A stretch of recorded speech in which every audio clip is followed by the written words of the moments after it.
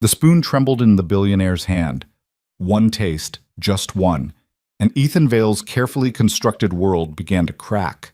The soup wasn't supposed to exist anymore. The woman who knew how to make it had died 20 years ago, taking her secrets and her heartbreak to the grave. But here it was, steaming in a chipped bowl, prepared by a waitress whose name he didn't even know. In that crowded Manhattan restaurant surrounded by crystal and silk, Ethan tasted something more dangerous than memory. He tasted the truth his father had buried. And the quiet woman watching from the kitchen doorway? She knew everything. Want to see how far this story reaches? Drop a like, comment your city, and let's see where this journey takes us. The rain came down in sheets, turning Fifth Avenue into a river of brake lights and honking taxis. Ethan Vale sat in the back of his Mercedes, watching water streak down the window, his son's small hand warm in his own. "Daddy, I'm hungry," Oliver said. The boy was 5, all dark curls and serious eyes, too serious for a kid his age. Ethan knew why. Kids got serious when their mothers walked out on them. "I know, buddy. We're almost there." Marcus, his driver, caught his eye in the rearview mirror. "Mr. Vale, Aurelius is just ahead. Traffic's murder tonight." Ethan nodded. Aurelius. The kind of restaurant where reservations took 3 months, and the wait list had its own wait list. He'd bought it 6 months ago. One more property in a portfolio so vast he sometimes forgot what he owned. Tonight, though, he wasn't thinking about business.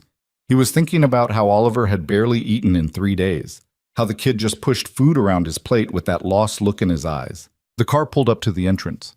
A valet rushed forward with an umbrella, but Ethan waved him off.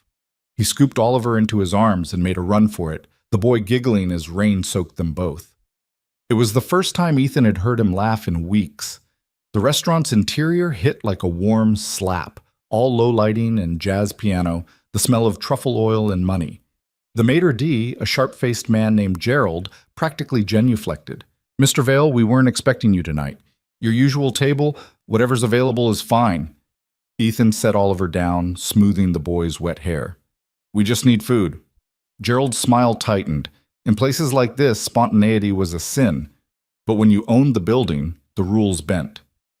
"Of course, sir. Right this way." They wove through tables of hedge fund managers and socialites, past conversations about summer houses and stock options. Oliver pressed close to Ethan's leg, overwhelmed. The kid had grown up in penthouses and private jets, but he'd never quite adapted to the performance of wealth. He was too much like his mother that way, Sarah, who'd hated every gilded cage Ethan had built for her. Don't think about Sarah. Their table was by the window, rain drumming against the glass. A waitress appeared, young, brunette, professionally invisible. She rattled off specials with the enthusiasm of someone reading a phone book. "Just bring us—" Ethan paused, looking at Oliver. "What do you want, champ?" The boy shrugged, staring at his lap. The waitress waited, pen poised. Ethan felt something twist in his chest. 3 weeks ago, Oliver would have asked for chicken fingers or mac and cheese. Normal kid food. Now he just sat there, small and silent, like he was afraid to take up space. "Give us a minute," Ethan said. The waitress nodded and vanished. Ethan reached across the table, tilting Oliver's chin up. "Hey, talk to me." "I'm not hungry anymore." "Oliver, I want Mommy's soup." The words landed like a punch. Ethan sat back, the air suddenly thick in his lungs. "What?" "The soup Mommy used to make before she left."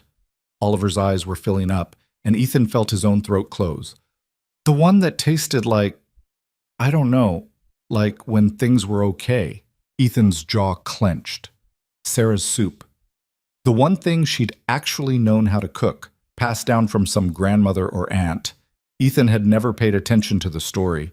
A clear broth with vegetables and something else, something he could never identify.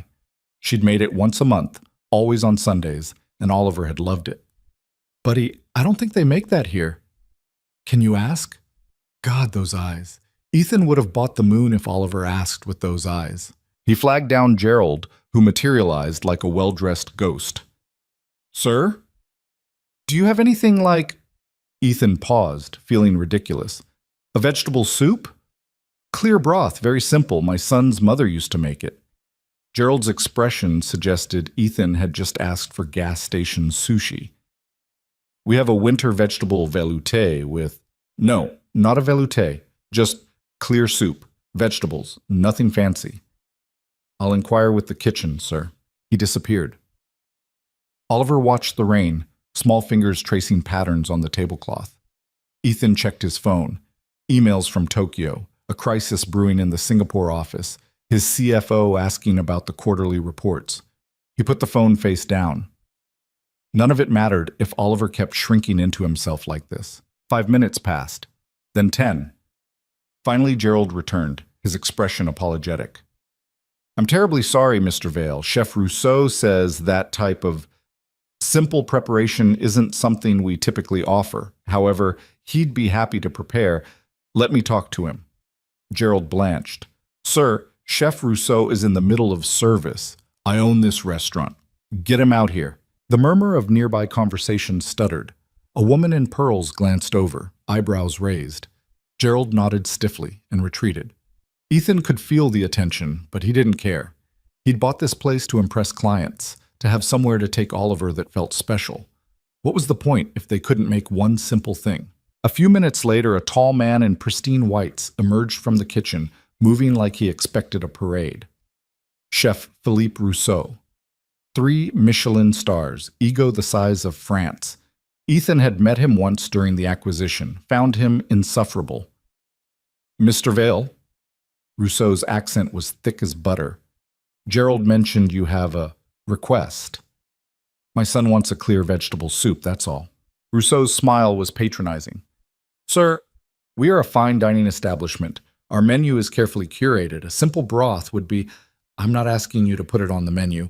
I'm asking you to make it for a 5-year-old kid. The chef's expression hardened. With respect, Mr. Vale, my kitchen is not a diner. If you wanted diner food, perhaps... I wanted my son to have a meal. That's it. Ethan's voice stayed level, but there was steel underneath. You're telling me that with all your training, all your expertise, you can't make a pot of soup? I'm telling you that it's beneath this restaurant's standards. The words hung in the air. Oliver was looking down at his lap again, shoulders hunched. Something hot and ugly rose in Ethan's throat.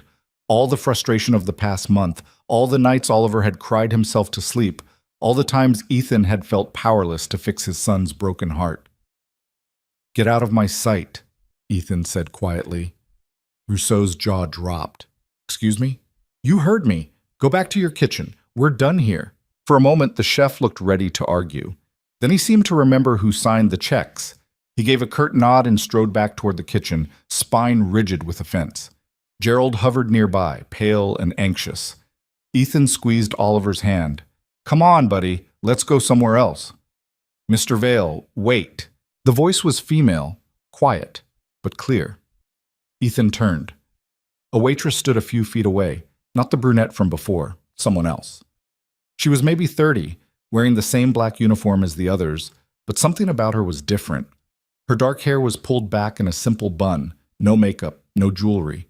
She had the kind of face that didn't demand attention, but once you looked, you kept looking. There was something steady in her eyes. I can make it, she said. Gerald made a strangled sound. Miss Hart, this is completely inappropriate.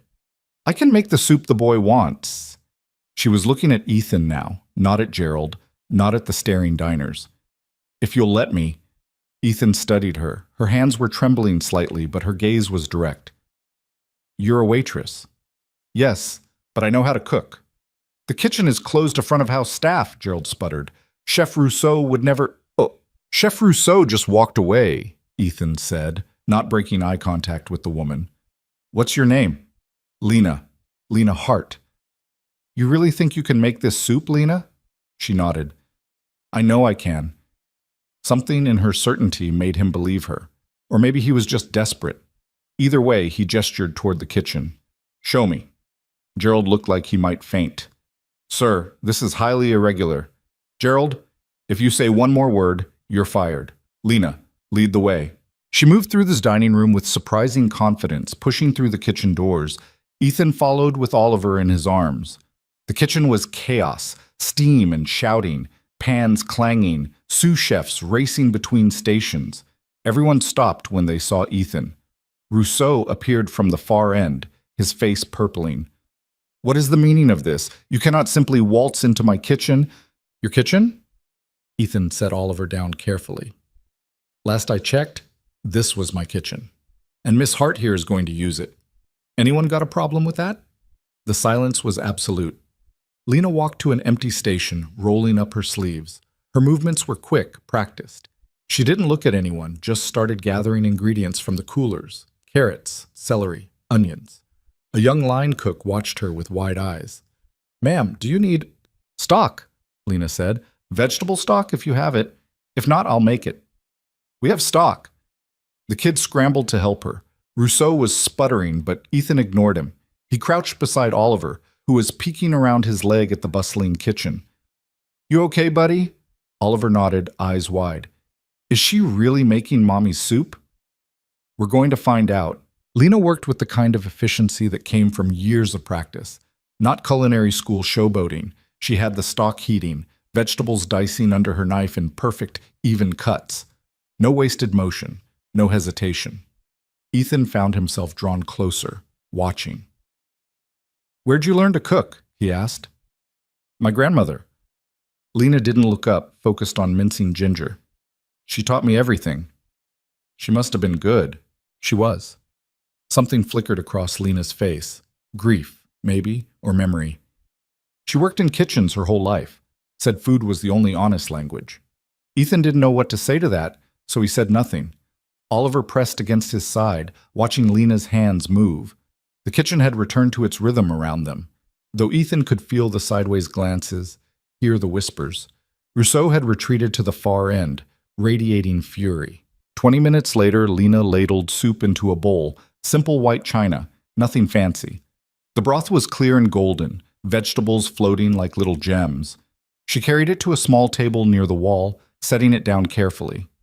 It needs to cool for a minute, she said to Oliver, so you don't burn your tongue. The boy nodded solemnly. Ethan pulled out a chair for him and Oliver climbed up. They waited, the three of them, while the kitchen moved around them. Steam rose from the bowl, carrying a smell that made Ethan's chest tighten. It smelled like home, like Sunday afternoons when Sarah would actually smile, when Oliver was a baby and things hadn't fallen apart yet. Okay, Lena said softly. You can try it now. Oliver picked up the spoon, his hand dwarfing it. He took a careful sip, eyes closing. For a long moment, he didn't move. Then he took another spoonful. And another. Is it? Ethan couldn't finish the question. Oliver looked up at him, and there were tears on his cheeks, but he was smiling. It tastes like Mommy's. The relief hit Ethan like a wave. He reached out, squeezing Oliver's shoulder. Yeah? Yeah. Oliver went back to eating, hunched over the bowl like someone might take it away. Ethan straightened, turning to Lena. She was watching Oliver with an expression he couldn't quite read, soft, almost sad. I don't know what to say. Thank you doesn't seem like enough. It's just soup, she said quietly. It's not, though, is it? Their eyes met. For a second, something passed between them, recognition, maybe, understanding. Then Lena looked away, wiping her hands on a towel. I should get back to work. Wait. Ethan pulled out his wallet, extracting several bills. Take this. She glanced at the money, $500 at least, and shook her head. I don't need... Take it, please. Mr. Vale. Ethan, and you just made my kid smile for the first time in 3 weeks. Take the money.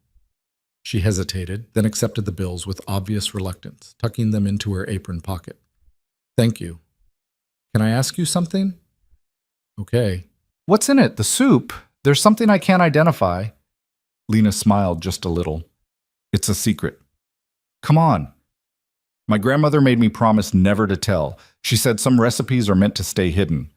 Before Ethan could respond, Rousseau materialized, his face a thundercloud. Miss Hart, you are fired. Effective immediately. The words fell like stones. Lena went pale, her hand moving to her apron pocket, the pocket with the money. Chef, I was only trying to... You violated a dozen protocols. You entered my kitchen without permission. You used ingredients without authorization. Rousseau looked at Ethan. With respect, Mr. Vale, I cannot allow this kind of insubordination. If word got out that any waitress could simply... She's not fired, Ethan said. Rousseau blinked. I beg your pardon? You heard me. She stays. Mr. Vale, as head chef, I have the authority to... No, you don't. I do. And I say she stays. Ethan glanced at Lena, who looked stunned. Actually, I'd like to speak with you tomorrow. Can you come to my office? Yes. Of course. Good. Gerald will give you the address. Ethan turned to Oliver, who had finished every drop of soup and was looking drowsy and content. Come on, buddy. Let's get you home. He scooped the boy up. Oliver's head dropped onto his shoulder, that boneless trust of an exhausted child. As they walked out of the kitchen, Ethan caught Lena's eye one more time.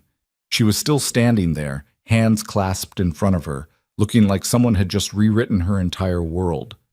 Join her club, Ethan thought. Be cool. The penthouse was dark and quiet when they arrived. Oliver was fully asleep now, drooling on Ethan's shoulder. The nanny, Mrs. Chen, met them at the door, taking in their rain-soaked appearance with barely concealed disapproval. Rough night? She asked. You could say that. Ethan carried Oliver to his bedroom, a space decorated like a spaceship, all glow-in-the-dark stars and model rockets. He tucked the boy in, pulling the covers up to his chin. Oliver stirred, but didn't wake. Ethan stood there for a moment, watching him sleep. The kid looked peaceful for the first time in weeks, all because of a bowl of soup. Because one woman had been brave enough, or crazy enough, to step into a hostile kitchen and do what an award-winning chef refused to do. He thought about Lena's face, the steadiness in her eyes, the way she'd moved through that kitchen like she belonged there, even though everyone else made it clear she didn't. There was a story there. He could feel it. In his study, Ethan poured himself a scotch and stood at the window, looking out at the rain-slicked city. 40 stories below, Manhattan glittered and hummed. Somewhere down there, Lena Hart was probably heading home, $500 richer and probably terrified about what she'd just done. He pulled out his phone and texted his assistant. Need a background check on someone. Lena Hart, works at Aurelius. Full report by tomorrow morning. The reply came within seconds. On it, boss. Ethan sipped his scotch, the taste harsh and familiar. He'd built an empire on information, on knowing everything about everyone before they knew anything about him. It was how you stayed ahead, how you kept control. But as he stood there, tasting that soup again in his memory, he had the uncomfortable feeling that control was the last thing he had right now. Lena's apartment was in Astoria, a fourth-floor walk-up that smelled like cooking and old radiators. She climbed the stairs slowly, exhausted down to her bones. It was past midnight. Her feet ached. Her hands still shook. Inside, the babysitter, Mrs. Kim from down the hall, was asleep on the couch, the TV playing some late-night talk show. Lena paid her, adding an extra 20 because it was so late, and locked the door behind her. Her daughter's room was down the hall, barely bigger than a closet. Lena pushed the door open quietly.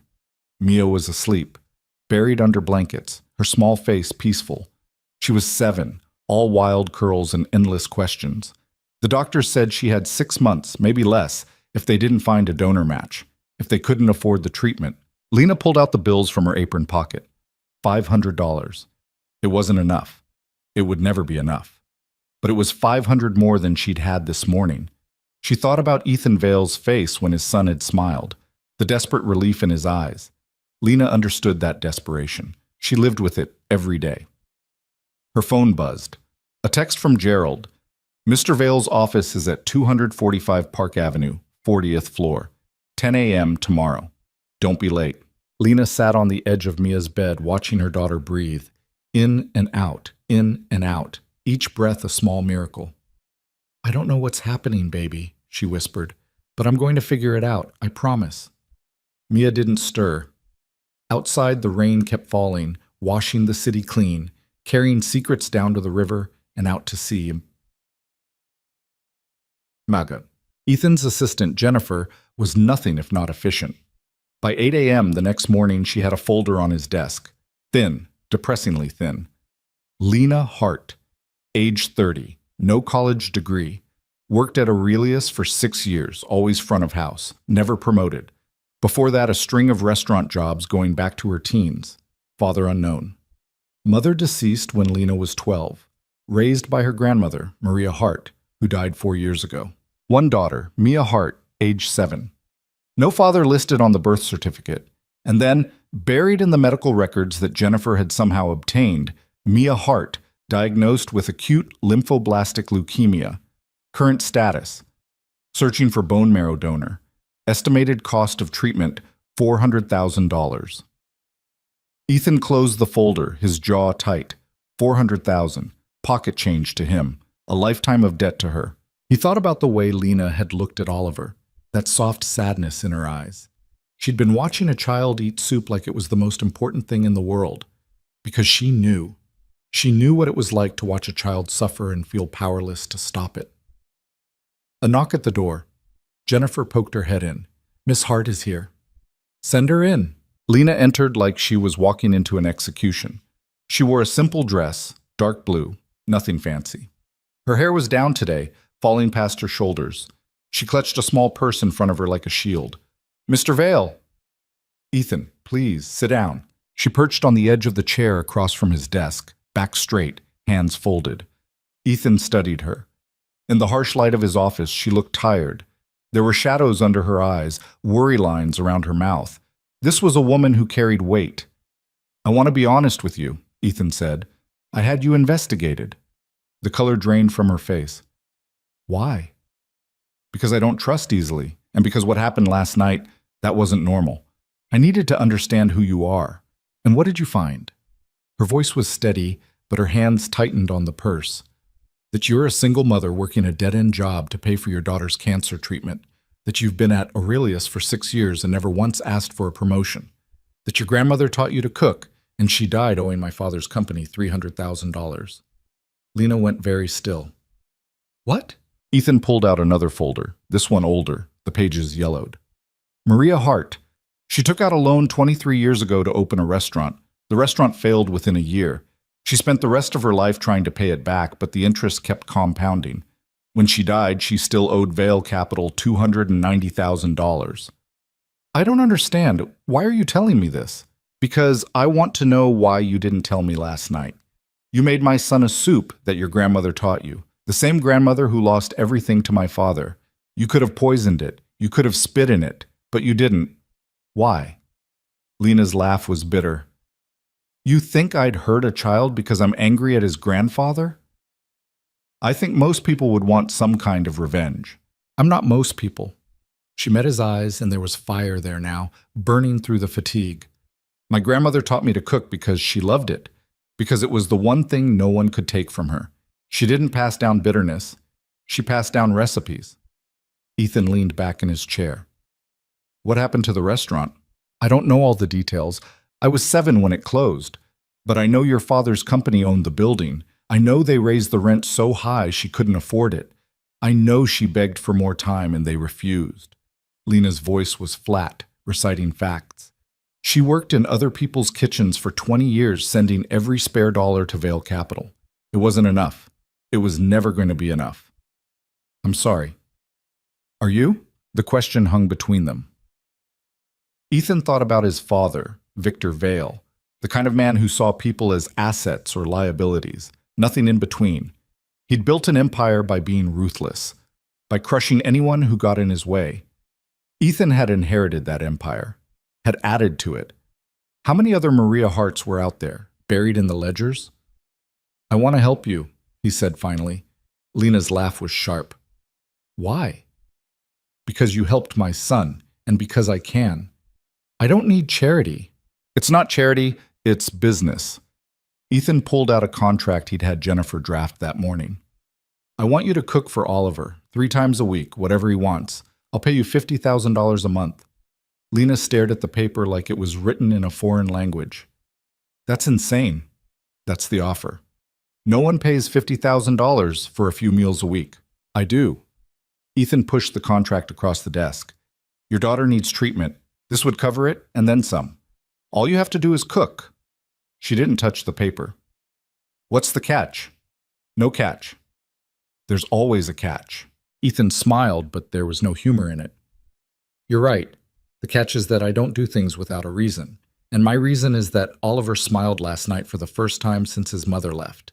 If If you can keep making him smile, that's worth more than money to me. Lena was quiet for a long time, staring at the contract. Finally, she looked up. I need to think about it. Take all the time you need, but Lena... He waited until she met his eyes. Your daughter doesn't have much time. You know that, right? It was a low blow, and he knew it, but it was also true. Her face went pale, and for a moment he thought she might cry. Instead, she stood up, smoothing her dress. I'll give you my answer tomorrow. Fair enough. She walked to the door, then paused. The soup. You asked what the secret ingredient was. Yeah, star anise. Just a little, crushed fine. My grandmother said it was the smell of home. Lena smiled, sad and small. Your son's mother must have known that recipe, must have learned it from someone who learned it from someone else. Recipes travel like that. They find the people who need them. She left before Ethan could respond. He sat there, the contract on his desk, the morning sun streaming through the windows. 40 stories below, the city roared and moved, millions of people living lives he'd never see, carrying stories he'd never hear. Star anise, the smell of home. Ethan thought about his childhood, the cold marble halls of the Vale mansion, the dinners eaten in silence, his father at one end of the table, his mother at the other, both of them 1,000 miles away. He'd never known what home smelled like, but Oliver had once. When Sarah had still loved them, when she'd made soup on Sundays and sung off-key in the kitchen. Ethan picked up his phone and texted Jennifer. Cancel my afternoon meetings. I need to make a call. Then he dialed a number he hadn't used in 5 years. It rang 3 times before a woman's voice answered, cautious and cold. Sarah. A pause. Ethan? Yeah, it's me. What do you want? He could hear traffic in the background, voices. She was somewhere public. Maybe she'd changed her number. Maybe she'd moved on completely. It didn't matter. I need to ask you something about the soup you used to make. The one with star anise. Another pause, longer this time. When she spoke again, her voice was softer. Why? Because Oliver asked for it. Because a stranger made it for him last night, and he smiled. A stranger? It's complicated. Sarah laughed, and it sounded like breaking glass. With you it always is. Sarah, I learned that recipe from my grandmother. She learned it from a woman she worked with in a restaurant decades ago. I don't even know the woman's name. A car horn blared on her end. Why does it matter? I'm not sure yet, Ethan admitted, but I think it does. Is Oliver okay? He's managing. He misses you. I miss him too. Her voice cracked. But I can't, Ethan, I can't do this right now. I know, I wasn't calling to... He stopped, not sure what he was calling to do. I just wanted you to know he's okay. Thank you. The line went dead. Ethan set the phone down, staring at it like it might offer answers. Instead, it just sat there, silent and useless. Outside, Manhattan glittered in the morning sun. Somewhere in Astoria, Lena Hart was probably making breakfast for her daughter, counting pills, praying to a god who seemed determined not to listen. And somewhere in the kitchen of Aurelius, Chef Philippe Rousseau was probably plotting how to destroy them both.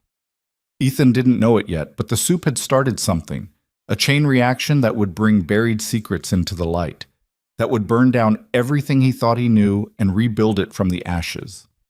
All because one woman had been brave enough to step into a kitchen and remember what home was supposed to taste like. Lena didn't go home. She walked for hours instead. The contract folded in her purse like a live grenade. $50,000 a month. The words kept repeating in her head until they lost all meaning, became just sounds, noise. She found herself at the hospital without planning to, standing outside the oncology wing where Mia spent 3 afternoons a week getting treatments that made her throw up and lose her hair and cry for hours. The building was gray and imposing, all sharp corners and reflective glass. Lena hated it, hated the smell of antiseptic and despair that clung to her clothes every time she visited, hated the way the nurses smiled with pity in their eyes. Her phone buzzed, a text from Mrs. Kim. Mia asking for you, says her stomach hurts. Lena closed her eyes. The treatments were getting worse.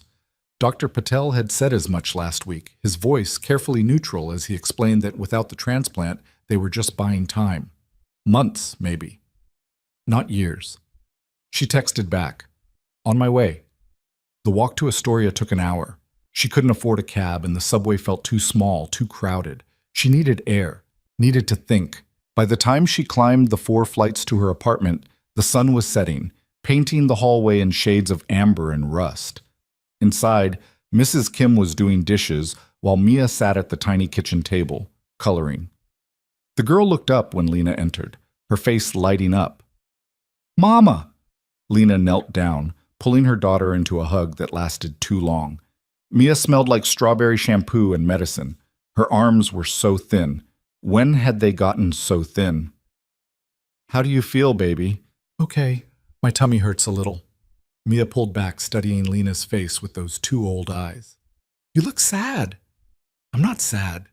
Just tired." "Mrs. Kim made mac and cheese. Do you want some?" Lena's stomach was a knot, but she nodded. "Sure." Mrs. Kim served them both, then quietly let herself out. Lena and Mia ate in silence, the scrape of forks the only sound. The apartment was small, 1 bedroom, a bathroom with a shower that only worked sometimes, a kitchen where you could touch both walls if you stretched. But it was theirs. It was home. After dinner, Lena tucked Mia into bed, reading from their current book, a fantasy about dragons and princesses. Mia fell asleep halfway through the chapter, her breathing evening out. Lena sat there a while longer, watching her chest rise and fall. $50,000 a month. She pulled out the contract, reading it again in the dim light from the hallway. The terms were simple, almost too simple. Cook for Oliver Vale 3 times a week, whatever he wanted. No restrictions, no requirements beyond showing up and making food. There had to be a catch. Men like Ethan Vale didn't hand out money without strings attached. She'd learned that from her grandmother's stories about Victor Vale and his company, about the way they'd squeezed Maria Hart until there was nothing left to squeeze. But then she thought about Oliver's face when he'd tasted the soup, the pure joy in those eyes, the way he'd smiled at her like she'd given him the world. Lena pulled out her phone and typed before she could change her mind. "I'll do it. When do I start?" The reply came within seconds. "Tomorrow, 6 p.m. I'll send a car." She stared at the screen, her thumb hovering over the keyboard. Then she shut the phone off and went to bed, lying awake in the dark, listening to Mia breathe and wondering what she'd just agreed to. The car that picked her up the next evening was a Mercedes, black and gleaming. The driver was the same man from that rainy night. Marcus, Ethan had called him. He held the door open for her like she was someone important, someone worth the courtesy. "Miss Hart?" "Just Lena is fine." "Lena," he smiled. "Mr. Vale's expecting you." The penthouse was everything her apartment wasn't. Space and light and air. Floor-to-ceiling windows overlooked the city, Central Park a dark sprawl in the distance. The furniture was modern and cold, all sharp lines and leather. It looked like a magazine spread, like no one actually lived there. Oliver appeared from a hallway, running full tilt. "You came!" Lena caught him as he crashed into her legs, laughing. "Of course I came. I promised, didn't I? Daddy said you might not. He said you were busy." "Well, I'm here now." She knelt down to his level. "What do you want to eat?" Oliver's face scrunched up in thought. "Can you make the soup again?" "I can make anything you want." "But I want the soup." Lena glanced up. Ethan stood in the doorway watching them. He'd changed out of his suit into jeans and a sweater, looking more human somehow, more tired. "The soup it is," Lena said. "Where's the kitchen?" Ethan led her through the massive space. The kitchen was pristine, all stainless steel and marble countertops. It looked like it had never been used, every surface gleaming. "Do you actually cook?" Lena asked. "No, I order in." "Every night?" "Pretty much." Ethan opened the fridge. It was nearly empty. Some takeout containers, a gallon of milk, juice boxes. "I'm not much of a chef."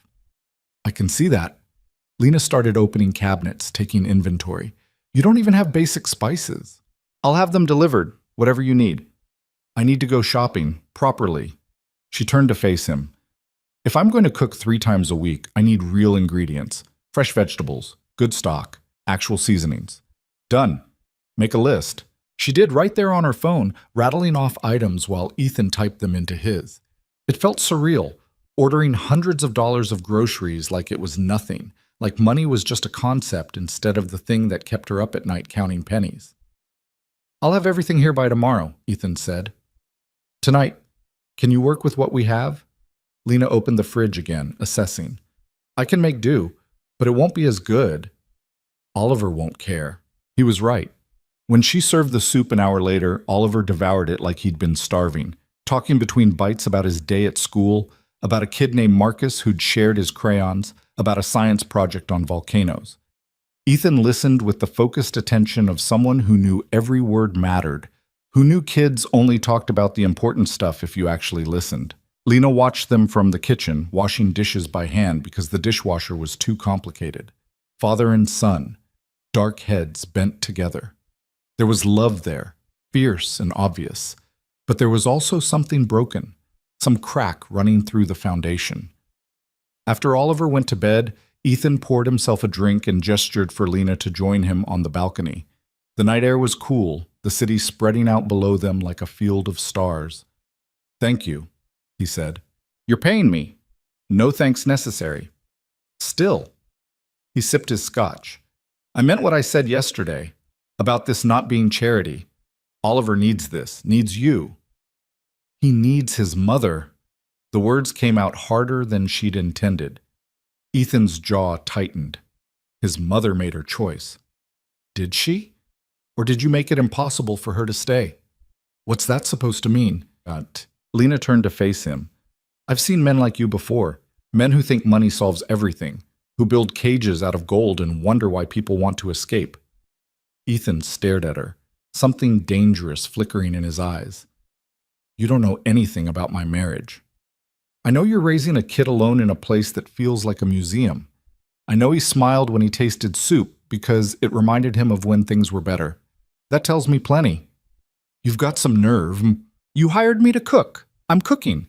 But don't expect me to pretend your life is perfect just because you're rich." They stood there in the cooling night, the tension thick between them. Finally, Ethan laughed, a short bark of surprise. "You really don't give a damn, do you?" "I give a damn about my daughter, about keeping her alive. Everything else is just noise." "Fair enough." He drained his glass. "For what it's worth, you're right. About the cage. Sarah said the same thing before she left. Said she was suffocating. Did you try to understand why?" "I tried to fix it. Bought her things, took her places. Thought if I could just make things better." He stopped. "Doesn't matter now. She's gone." "Does Oliver know where she is?" "California somewhere. She calls once a month. Always promises to visit. Never does." Lena thought about Mia, about what it would take for her to leave her daughter. She couldn't imagine it, couldn't fathom that kind of pain or desperation. "I should go," she said. "It's late. Marcus will drive you. I can take the subway."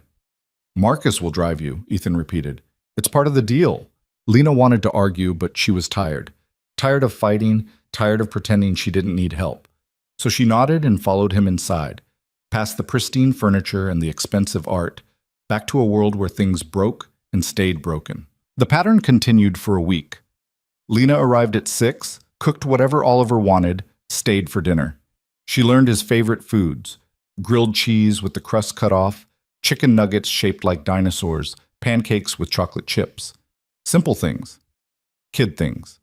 But she made them with care, with attention, and Oliver noticed. He started talking to her the way kids do when they trust someone. Stream of consciousness rambling, jumping from topic to topic without warning. He told her about his nightmares, about how he was scared his mom would forget his birthday, about how sometimes he heard his dad crying at night and didn't know what to do. Lena listened. It was the least she could do. Ethan watched from the sidelines, present but not hovering. He worked on his laptop, took calls in his study, occasionally joined them for dinner. He didn't talk much, but Lena caught him watching her sometimes, his expression unreadable. On the 8th day, Ethan was waiting when she arrived, his face grim. "We need to talk." Lena's stomach dropped. "What's wrong?" "Come with me." He led her to his study, closing the door behind them. On his desk was a stack of papers, financial records, receipts, transaction logs. He gestured to them. "Your grandmother's debt. I looked into it." "Why?" "Because something didn't add up." Ethan pulled out a spreadsheet, turning it so she could see. Maria borrowed $300,000 in 1998. Standard commercial loan, 7% interest. She made payments for 20 years, irregular but consistent. By 2018, she should have owed around $200,000, accounting for interest. So Vale Capital reported the debt at $290,000 when she died. $70,000 more than it should have been. He pointed to a series of highlighted entries. They added fees, administrative costs, late charges, processing expenses. All buried in the fine print. All technically legal, but completely predatory. Lena stared at the numbers, her vision blurring. She paid them for 20 years. She paid them $340,000 over 20 years. And she died still owing money because they kept adding charges faster than she could pay them down. The rage came slowly, building like a wave. Lena gripped the edge of the desk, her knuckles white. Your father did this? Yes. He destroyed her, took everything she had and left her with nothing. Yes. And you want me to, what? Forgive you? Is that what this is? Some kind of confessional? Her voice was rising, shaking. You think cooking for your son erases what your family did to mine? No. Ethan met her eyes, and there was something raw there, something honest. But I can try to make it right. He pulled out another document, a check, already signed. The amount made her head spin, $500,000. What is this? Restitution, for what my father took from your grandmother, for the debt that should never have existed. Lena's hands were shaking. I can't take this. Why not? Because it's too much. She couldn't breathe, couldn't think. The number on that check was more than she'd earn in 10 lifetimes. Why are you doing this? Because it's right. Because my father was wrong. And because... Ethan paused, choosing his words carefully. Because when you walked into that kitchen and made soup for my son, you didn't do it for revenge. You did it because a kid was hurting and you knew how to help. That's worth more than money. Lena stared at the check, tears blurring her vision. My daughter can get the treatment she needs, the transplant, everything. Ethan pushed the check across the desk. Take it, please. She picked it up with trembling hands. The paper felt impossibly light for something that could change her entire world. I don't understand you. Join the club. Despite everything, she laughed. It came out broken, halfway to a sob. My grandmother would have hated this. Probably. She would have said it was too easy, that you were trying to buy forgiveness. Maybe I am. Lena folded the check carefully, sliding it into her purse. I'm still going to cook for Oliver. The contract stands. You don't have to. You're paid up now. I want to. She met his eyes. He's a good kid. He deserves better than takeout every night. Something shifted in Ethan's expression. Gratitude, maybe, or relief. Thank you. Don't thank me yet. I'm about to spend a fortune of your money on groceries. That became the new normal. Lena came 3 times a week, sometimes 4. She filled the kitchen with the smells of cooking, garlic and onions, baking bread, simmering sauce. Oliver thrived, putting on weight, laughing more. Even Ethan seemed lighter, the permanent tension in his shoulders easing. Mia got her transplant. The donor was a match, not perfect, but close enough. Dr. Patel scheduled the surgery for the end of the month, his careful optimism giving Lena something she hadn't felt in years. Hope. She told Oliver about Mia one evening while they were making cookies. He'd asked why she sometimes left early, why she checked her phone so much. I have a daughter. She's been sick, but she's getting better. Oliver's eyes went wide. How old is she? 7. That's older than me? Does she like cookies? She loves them. Can I meet her? Lena glanced at Ethan, who was reading on the couch. He looked up, nodding slightly. Maybe, when she's feeling better. Does she like dinosaurs? I don't think she's ever had an opinion on dinosaurs. Oliver looked scandalized. Everyone should have an opinion on dinosaurs. Velociraptors are the best. That's a fact. Lena laughed. I'll let her know. 2 weeks later, Mia was strong enough for visitors. Lena arranged for them to meet at the park. Neutral ground, nothing too intense. She was nervous, though she couldn't say why. Oliver was just a kid. Mia was just a kid. What was the worst that could happen? They hit it off immediately. Within 5 minutes, they were racing to the swings, arguing about who could go higher. Within 10, they were building an elaborate fortress in the sandbox, complete with a moat and defense towers. Lena and Ethan sat on a bench nearby, watching. He needed this, Ethan said quietly. A friend his age. So did she. They sat in comfortable silence, the afternoon sun warm on their faces. For the first time in months, maybe years, Lena felt something like peace. It didn't last. That night, her phone rang at 2 a.m. Gerald's voice was tight with panic. "Miss Hart, you need to come to the restaurant, now." "What? Why?" "Just come. Please." She took a cab, the city streaking past in blurs of light. Aurelius was dark except for one light in the back. Gerald met her at the door, his face pale. "What's going on?" "It's Chef Rousseau. He's accusing you of theft." The world tilted. "What?" "He filed a police report. Says you've been stealing ingredients, selling them on the side.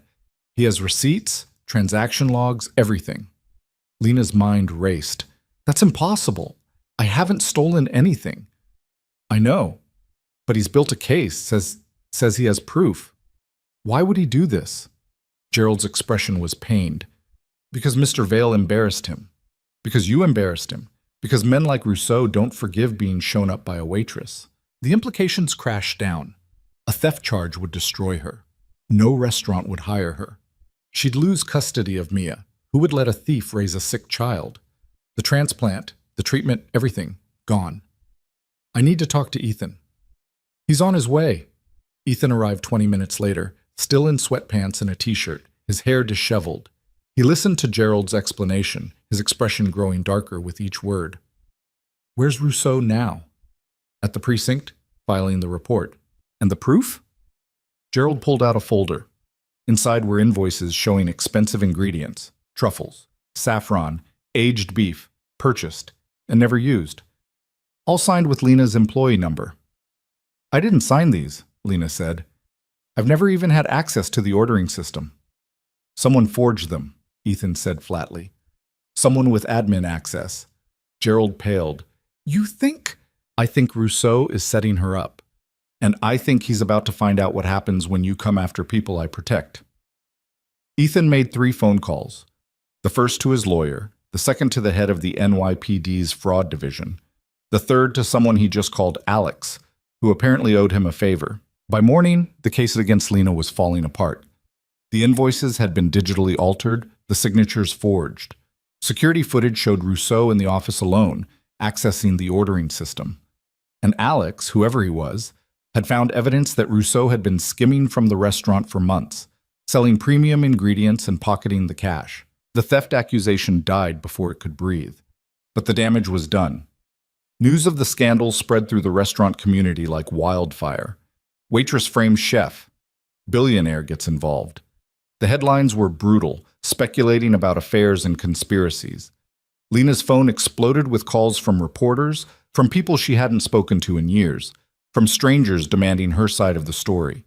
She ignored them all, focusing on Mia, on getting through each day. But something had shifted. The quiet life she'd built was crumbling, exposed to a light she'd never wanted. And Ethan was at the center of it, pulling strings, making calls, fixing problems with the casual efficiency of someone used to controlling everything. She should have been grateful. She was grateful. But she was also terrified, because men like Ethan Vale didn't fix things without expecting something in return. And sooner or later, the bill always came due. Rousseau didn't go quietly. He hired a PR firm, gave interviews to food blogs and restaurant magazines, painted himself as the victim of a vindictive billionaire and his pet waitress. The narrative stuck in certain circles. The old guard who saw Ethan's interference as an outsider disrupting their world, who believed in hierarchy and tradition above all else. But the evidence was too damning. Within 2 weeks, Rousseau lost his position at Aurelius and his reputation along with it.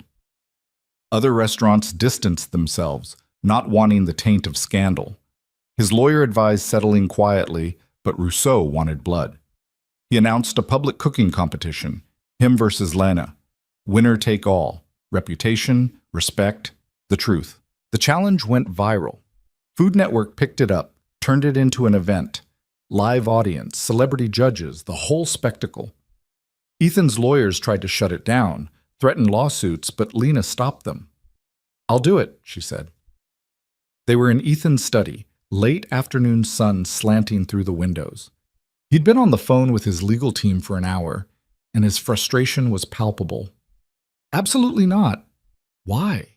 "Because Rousseau is a professional chef with 3 Michelin stars. Because this is a trap designed to humiliate you. Because—" He stopped, running a hand through his hair. "Because you don't owe him anything."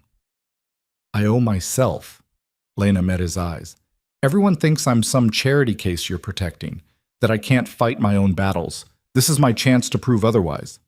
By cooking against one of the best chefs in New York? By showing what I can do. On my terms." She leaned forward. "My whole life, people have dismissed me. The quiet waitress, the single mom, the girl who never amounted to anything. I'm tired of being invisible." Ethan studied her, his expression unreadable.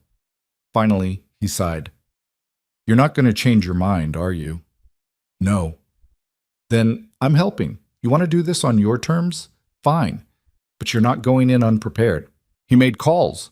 Within a day, Lena had access to Ethan's private test kitchen in the basement of one of his properties, a professional-grade space with equipment she'd only dreamed of using. He hired a former competition coach, a woman named Rosa, who'd trained winners on cooking shows, to help Lena prepare. Rosa was in her 60s, silver-haired and sharp-eyed with a directness that bordered on brutal. She watched Lena cook for an hour without saying a word, then delivered her assessment. "You're good. Better than good. But you cook like someone who's afraid." "Afraid of what?" "Of being seen. Every dish you make, you're hiding behind technique, making it perfect so no one can criticize. But perfect is boring. Perfect doesn't tell a story." Rosa tapped the counter. "You want to beat Rousseau? Stop cooking his food. Cook yours." "I don't know what that means." "Yes, you do. You just don't want to admit it." For 3 weeks, Lena worked in that test kitchen every spare moment. Between visits to Mia at the hospital, between cooking for Oliver, she practiced. Not fancy techniques or complicated recipes. She cooked the food her grandmother had taught her, simple, honest, built from cheap ingredients and love. Rosa pushed her relentlessly. "Slower on the knife work. You're rushing. Why are you rushing?" "I don't know." "Yes, you do. You think if you're fast enough, you can get through this without feeling it. But cooking isn't about speed. It's about presence." Rosa pointed at the vegetables Lena was chopping. "Those carrots, what do they need?" "I don't—" "Stop thinking. Feel." It sounded like nonsense, like some cooking show platitude. But Lena tried. She slowed down, focused on the weight of the knife, the resistance of the carrot, the smell of earth and sweetness. And something shifted. The movements became meditative instead of mechanical. The food started tasting different, better. Oliver visited sometimes, sitting on a stool and asking questions. "Why do you put salt in the water before it boils?" "Because it raises the boiling point, makes the water hotter." "Why does hotter matter?" "Because pasta needs to cook fast and firm. If the water's not hot enough, it gets mushy." "Oh." Oliver absorbed this with the seriousness he brought to everything. "Can I try cutting something?" Lena handed him a butter knife and a banana. He worked on it with fierce concentration, tongue poking out between his teeth. When he finished, the slices were uneven and slightly mangled, but he looked so proud that Lena's chest ached. "Perfect," she said. "Really?" "Really. Now let's make banana bread." Ethan watched from the doorway, silent. Lena caught his eye once, and something passed between them. Understanding, maybe. Recognition. They were both trying to build something out of broken pieces, both hoping it would be enough. Mia's surgery was scheduled for the week before the competition. The timing was terrible, but there was no postponing it. The donor had a narrow window, and Dr. Patel said they had to move now or risk losing the match. Lena spent the night before the surgery lying next to Mia in the hospital bed, humming old songs her grandmother used to sing. Mia was scared but trying not to show it, her small hand gripping Lena's. "What if it doesn't work?" she whispered. "It's going to work." "But what if—" "Then we'll figure it out, like we always do." Lena kissed her forehead. "You're the bravest person I know. You know that?" "Braver than you?" "Way braver." Mia smiled, her eyes drifting closed. "Will you make me soup when I wake up?" "The best soup you've ever had." The surgery took 8 hours. Lena sat in the waiting room watching the clock, her mind going to terrible places. Ethan showed up halfway through, carrying coffee and a bag of bagels she couldn't eat. "You didn't have to come," she said. "I wanted to." He sat beside her, not touching but close enough that she could feel his presence. "Oliver wanted to come too, but I thought the hospital might be too much." "Yeah." They sat in silence, the fluorescent lights humming overhead. Other families waited nearby, their own vigils playing out in whispered conversations and nervous pacing. "My mother died in a hospital," Ethan said suddenly. "Cancer. I was 17, sat in a room like this for 3 days while she just faded." Lena looked at him. His face was blank, controlled, but his hands were clenched tight in his lap. "Is that why you helped me? With the money for Mia?" "Maybe. Probably." He exhaled slowly. "I couldn't help my mother. The money came too late. My father was still building the company, still clawing his way up. By the time we could afford the best doctors, the best treatments, it didn't matter. She was already gone." "I'm sorry." "Don't be. It was a long time ago." He looked at her. "But when I saw your daughter's file, saw what you were up against, I don't know.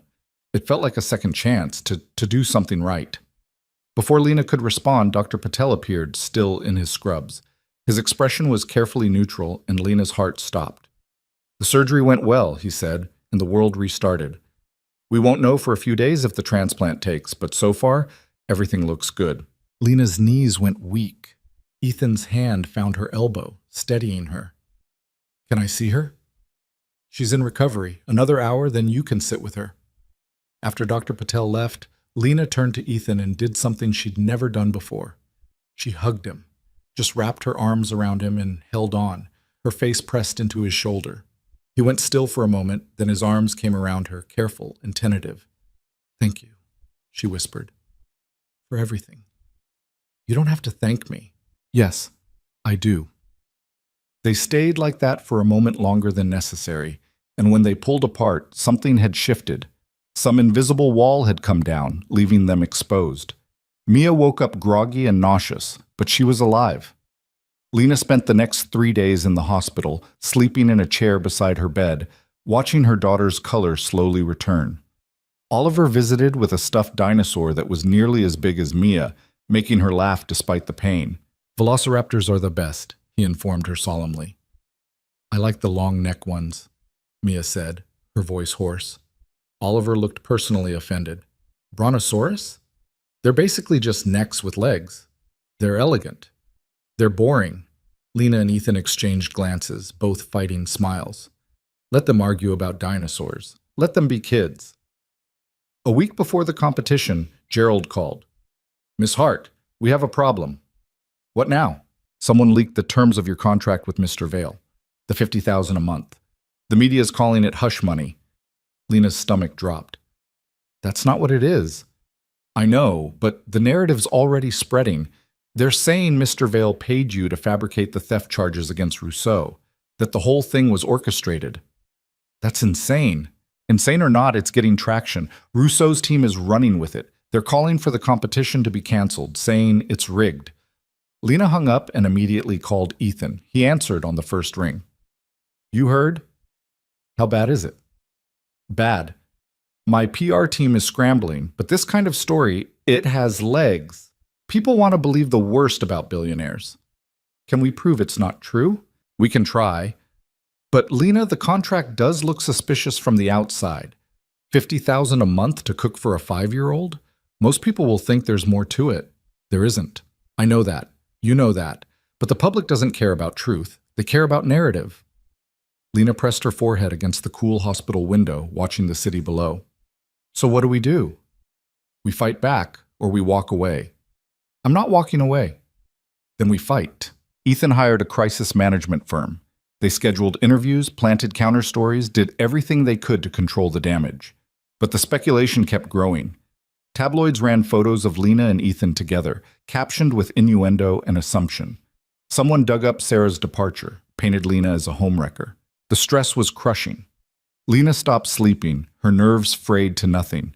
Mia was getting stronger, but the headlines made everything harder. Kids at school whispered. Parents pulled their children away during pickup. Mrs. Kim stopped making eye contact. The night before the competition, Lena almost backed out. She stood in the test kitchen, staring at the ingredients she'd assembled, and felt nothing but exhaustion. What was she trying to prove? That she could cook? Everyone already knew that. That she wasn't afraid? She was terrified. Her phone rang. Oliver's number. Hello? Lena? His voice was small. Can you come over? What's wrong? I had a bad dream about Mommy, and I just need you to come over. Oliver, it's late. Can you put your dad on? He's not here. He's at some meeting. Mrs. Chen is here, but she's asleep, and I don't want to wake her up. Lena checked the time, 11 p.m. She should tell him to go back to bed, to be brave, to wait for his father. Instead, she grabbed her coat. I'll be there in 20 minutes. Marcus was off duty, so she took the subway, emerging into the cold Manhattan night. The penthouse doorman recognized her and waved her through. Upstairs, she found Oliver sitting in the hallway outside his room, knees pulled to his chest. Hey, buddy. He looked up and his face crumpled. I thought you weren't coming. I said I would, didn't I? She sat beside him on the floor. Tell me about the dream. Mommy came back, but she didn't remember me. She looked right at me and didn't know who I was. His voice cracked. And I kept saying, I'm Oliver. I'm your son. But she just walked away. Lena pulled him close, letting him cry into her shoulder. Kids weren't supposed to carry this kind of pain. No one was. Your mom remembers you, she said quietly. That's not something people forget. Then why doesn't she visit? I don't know. Grown-ups are complicated. Sometimes they make choices that hurt, even when they don't mean to. Do you think she'll ever come back? Lena wanted to lie, to promise it would all work out, but Oliver deserved better than empty comfort. I don't know, maybe not. But you know what? What? You're going to be okay either way, because you're strong and smart and kind, because you have people who love you, because you're more than just the kid whose mom left. Oliver wiped his eyes. You sound like my dad. Your dad's a smart guy. Sometimes. Other times he's kind of dumb. Oliver looked at her seriously. He likes you. Likes you. Lena's breath caught. Oliver, it's okay. I like you too. I think you should be friends, or maybe more than friends. I don't really know how that works. It's complicated. Everything's complicated. He rested his head on her shoulder. Can you stay until I fall asleep? Yeah, I can stay. She tucked him into bed, reading from the dragon book until his breathing evened out. When she emerged from his room, Ethan was standing in the hallway, still in his suit, looking exhausted. Mrs. Chen called me. Said Oliver asked for you. He had a nightmare. I didn't think you'd mind. I don't. Ethan loosened his tie. Thank you for coming. They stood there in the dim hallway, the apartment silent around them. Lena should leave. Should go home, get some sleep before tomorrow. But her feet wouldn't move. Can I ask you something? Ethan said. Okay. Why are you really doing this, the competition? You've got the money for Mia's treatment.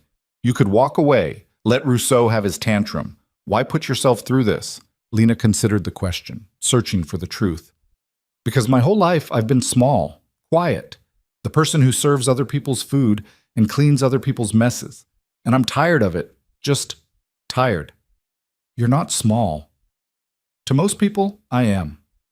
Not to Oliver, not to Mia. He paused. Not to me. The air between them shifted, charged with something unspoken. Lena's heart was beating too fast. I should go, she said. Stay. Ethan, not like that. Just stay. Have a drink. Sit on the balcony. You look like you need a break from the world. He was right. She did. So she followed him to the balcony, accepted a glass of wine she barely touched, and sat looking out at the city. They didn't talk much. Didn't need to. The silence was enough. At some point, Lena's head dipped, exhaustion winning. She jerked awake to find herself leaning against Ethan's shoulder, his arm around her. The position was intimate, unexpected, and she should pull away. But she didn't. She just sat there, letting herself be held, letting someone else carry the weight for once. You're going to win tomorrow, Ethan said quietly. You know that, right? I don't know anything. I do. I've seen you cook, seen what you put into every dish. Rousseau's got technique and ego. You've got heart. Heart wins.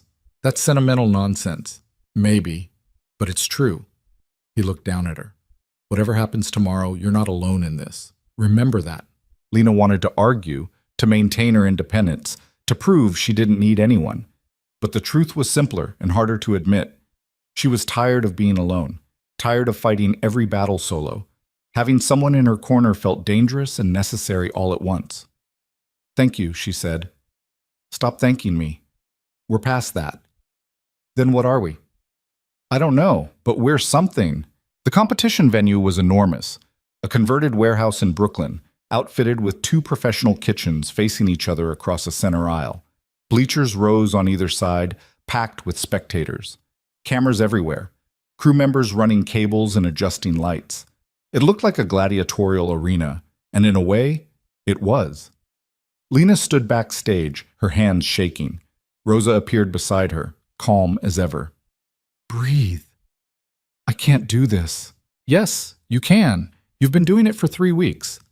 That was practice. This is the same thing with an audience. The food doesn't know it's being watched.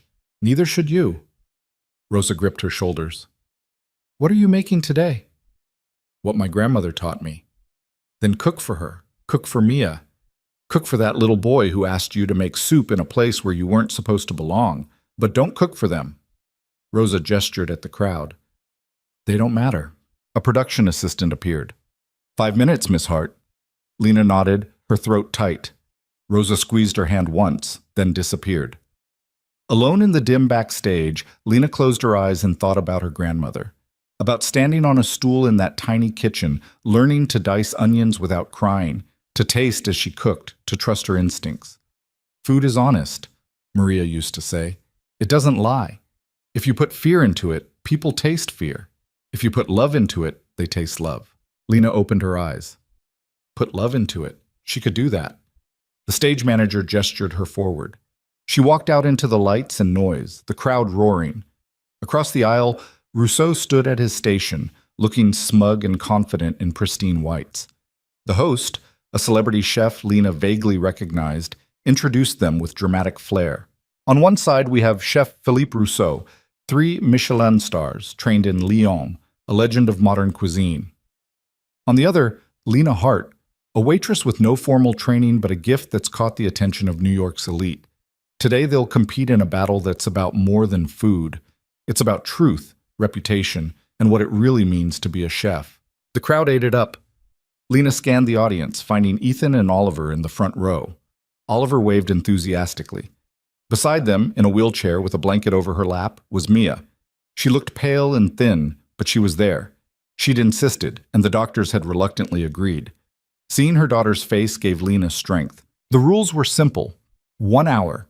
Create a dish using only what was in the provided pantry. Basic ingredients, nothing fancy. The judges would score on taste, creativity, and technique. "Chefs, you have 60 minutes. Your time starts now." Rousseau moved immediately, grabbing ingredients with the efficiency of someone who'd done this 1,000 times. Lena took a breath, then approached the pantry. She scanned the shelves, vegetables, dried goods, canned items, basic proteins.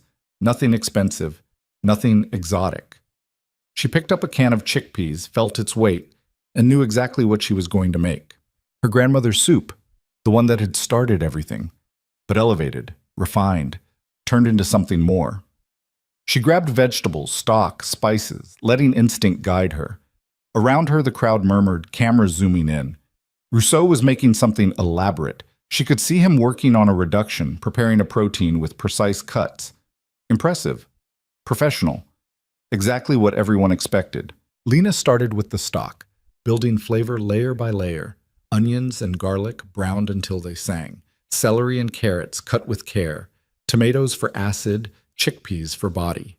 And then the spices, cumin and coriander, a touch of smoked paprika, the star anise that made it hers. 30 minutes in, Rousseau made his move. He walked past Lena's station, paused, and spoke just loud enough for the cameras to catch. "Canned chickpeas? How pedestrian." The crowd reacted, some laughing. Lena kept her eyes on her work. "I suppose when one lacks training, One makes do with shortcuts. He smiled, playing to the audience. Charming, really, like watching a child play chef. Lena's jaw clenched. Don't engage, don't give him what he wants. But the anger burned, hot and bright. Rose's voice in her head, the food doesn't know it's being watched. She ladled a spoonful of soup, tasting. It needed something. She added lemon juice, a drizzle of good olive oil, a handful of fresh herbs, tasted again. Better. Almost there. 15 minutes left. Rousseau was plating. His dish looked like art, all precise lines and calculated composition. The judges would love it. It was exactly what fine dining was supposed to be. Lena looked at her soup. Simple, honest. The kind of food that didn't photograph well but tasted like home. She almost gave up. Almost dumped it and started something else. Something that would compete with Rousseau's technical wizardry. But then she saw Mia in the crowd, leaning forward in her wheelchair, watching with wide eyes. Cook for her. Lena grabbed a bowl, plain white, nothing fancy, and ladled the soup carefully. A drizzle of olive oil on top, a sprinkle of fresh parsley, a wedge of lemon on the side. That was it. No garnish, no architectural nonsense, just soup. Time, the host called. Step away from your dishes. The judges approached. 3 of them, all heavy hitters in the food world. They started with Rousseau. He described his dish with the confidence of someone who already knew he'd won. Seared duck breast with cherry reduction, parsnip puree, microgreens. The judges tasted, nodded, murmured appreciatively. Then they came to Lena. What did you make? The first judge asked. Chickpea soup. Someone in the audience laughed. Lena ignored them. Just soup? The second judge said. Yes. They exchanged glances. Lena's heart sank. This was a mistake. She'd walked into a knife fight with a spoon, but they tasted anyway. All 3 judges dipping spoons into the simple bowl, bringing it to their lips. The first judge closed her eyes. The second went very still. The third took another spoonful, then another. This is, the first judge started, then stopped. Where did you learn to make this? My grandmother taught me. It's extraordinary, the depth of flavor, the balance. The judge looked at her colleagues. I haven't tasted anything this honest in years. The second judge nodded. It's not complicated, but it doesn't need to be. Every element serves the whole. Nothing wasted, nothing showy. The third judge was still eating. This tastes like memory, like someone's kitchen on a Sunday afternoon. He looked at Lena. How did you do that? I just cooked what I know. They deliberated for what felt like hours, but was probably 5 minutes. The host built tension, the crowd buzzing. Rousseau stood with his arms crossed, confident. Lena's hands were shaking. Finally, the judges returned. The first one spoke. This was a difficult decision. Chef Rousseau's dish was technically flawless, the kind of cooking that wins awards and fills restaurants. But Miss Hart's soup, she paused. It reminded us why we fell in love with food in the first place. Not because it's complicated or expensive, but because it tells a story. Because it connects us to something bigger than ourselves. The crowd went silent. The winner is Lena Hart. The roar was deafening. Lena stood frozen, unable to process. She'd won. Against a Michelin-starred chef, against the odds, against everyone who'd ever dismissed her, she'd won. Rousseau's face went purple. This is absurd. A can of chickpeas beats my duck? This is a farce. The judges have spoken, the host said firmly. She cheated. This entire competition was rigged from the start. Rousseau pointed at Ethan. He probably paid them off, just like he pays her. The accusation hung in the air. Cameras swiveled to Ethan, who stood slowly. When he spoke, his voice carried across the warehouse. Chef Rousseau, I've tolerated your tantrums and your lies because I believed in letting the truth speak for itself. But since you seem determined to make this personal, let's talk about rigging. He pulled out his phone, tapping a few times. Should we discuss the invoices you forged, the ingredients you stole, the health violations you covered up? Rousseau paled.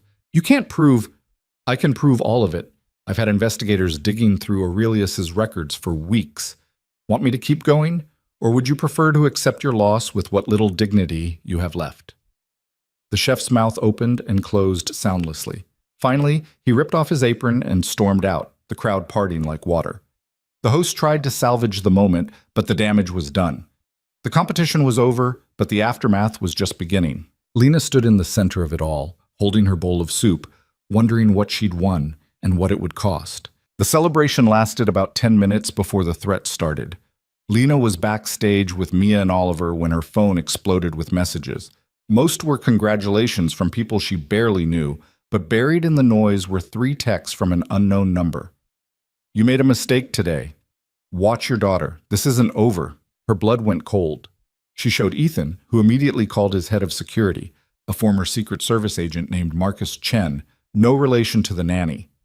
Within an hour, Lena's apartment building had cameras installed, a security detail assigned to Mia's school, and an alarm system that could probably stop a small army. "This is insane," Lena said, watching 2 men in dark suits check the stairwell outside her door. "It's just cooking. It stopped being just cooking the moment you embarrassed Rousseau on national television," Ethan said. He was pacing her tiny living room, which somehow looked even smaller with him in it. Men like him don't forgive humiliation, especially not from someone they consider beneath them. "So what am I supposed to do? Live in fear?" "You're supposed to be smart. Let me protect you." "I've been protecting myself my whole life. And look where that got you. 4 flights up in Astoria with a sick kid and no backup plan." The words came out harsher than he'd meant. Ethan stopped, running a hand through his hair. "I'm sorry. I didn't mean—" "Yes, you did." Lena's voice was quiet but firm.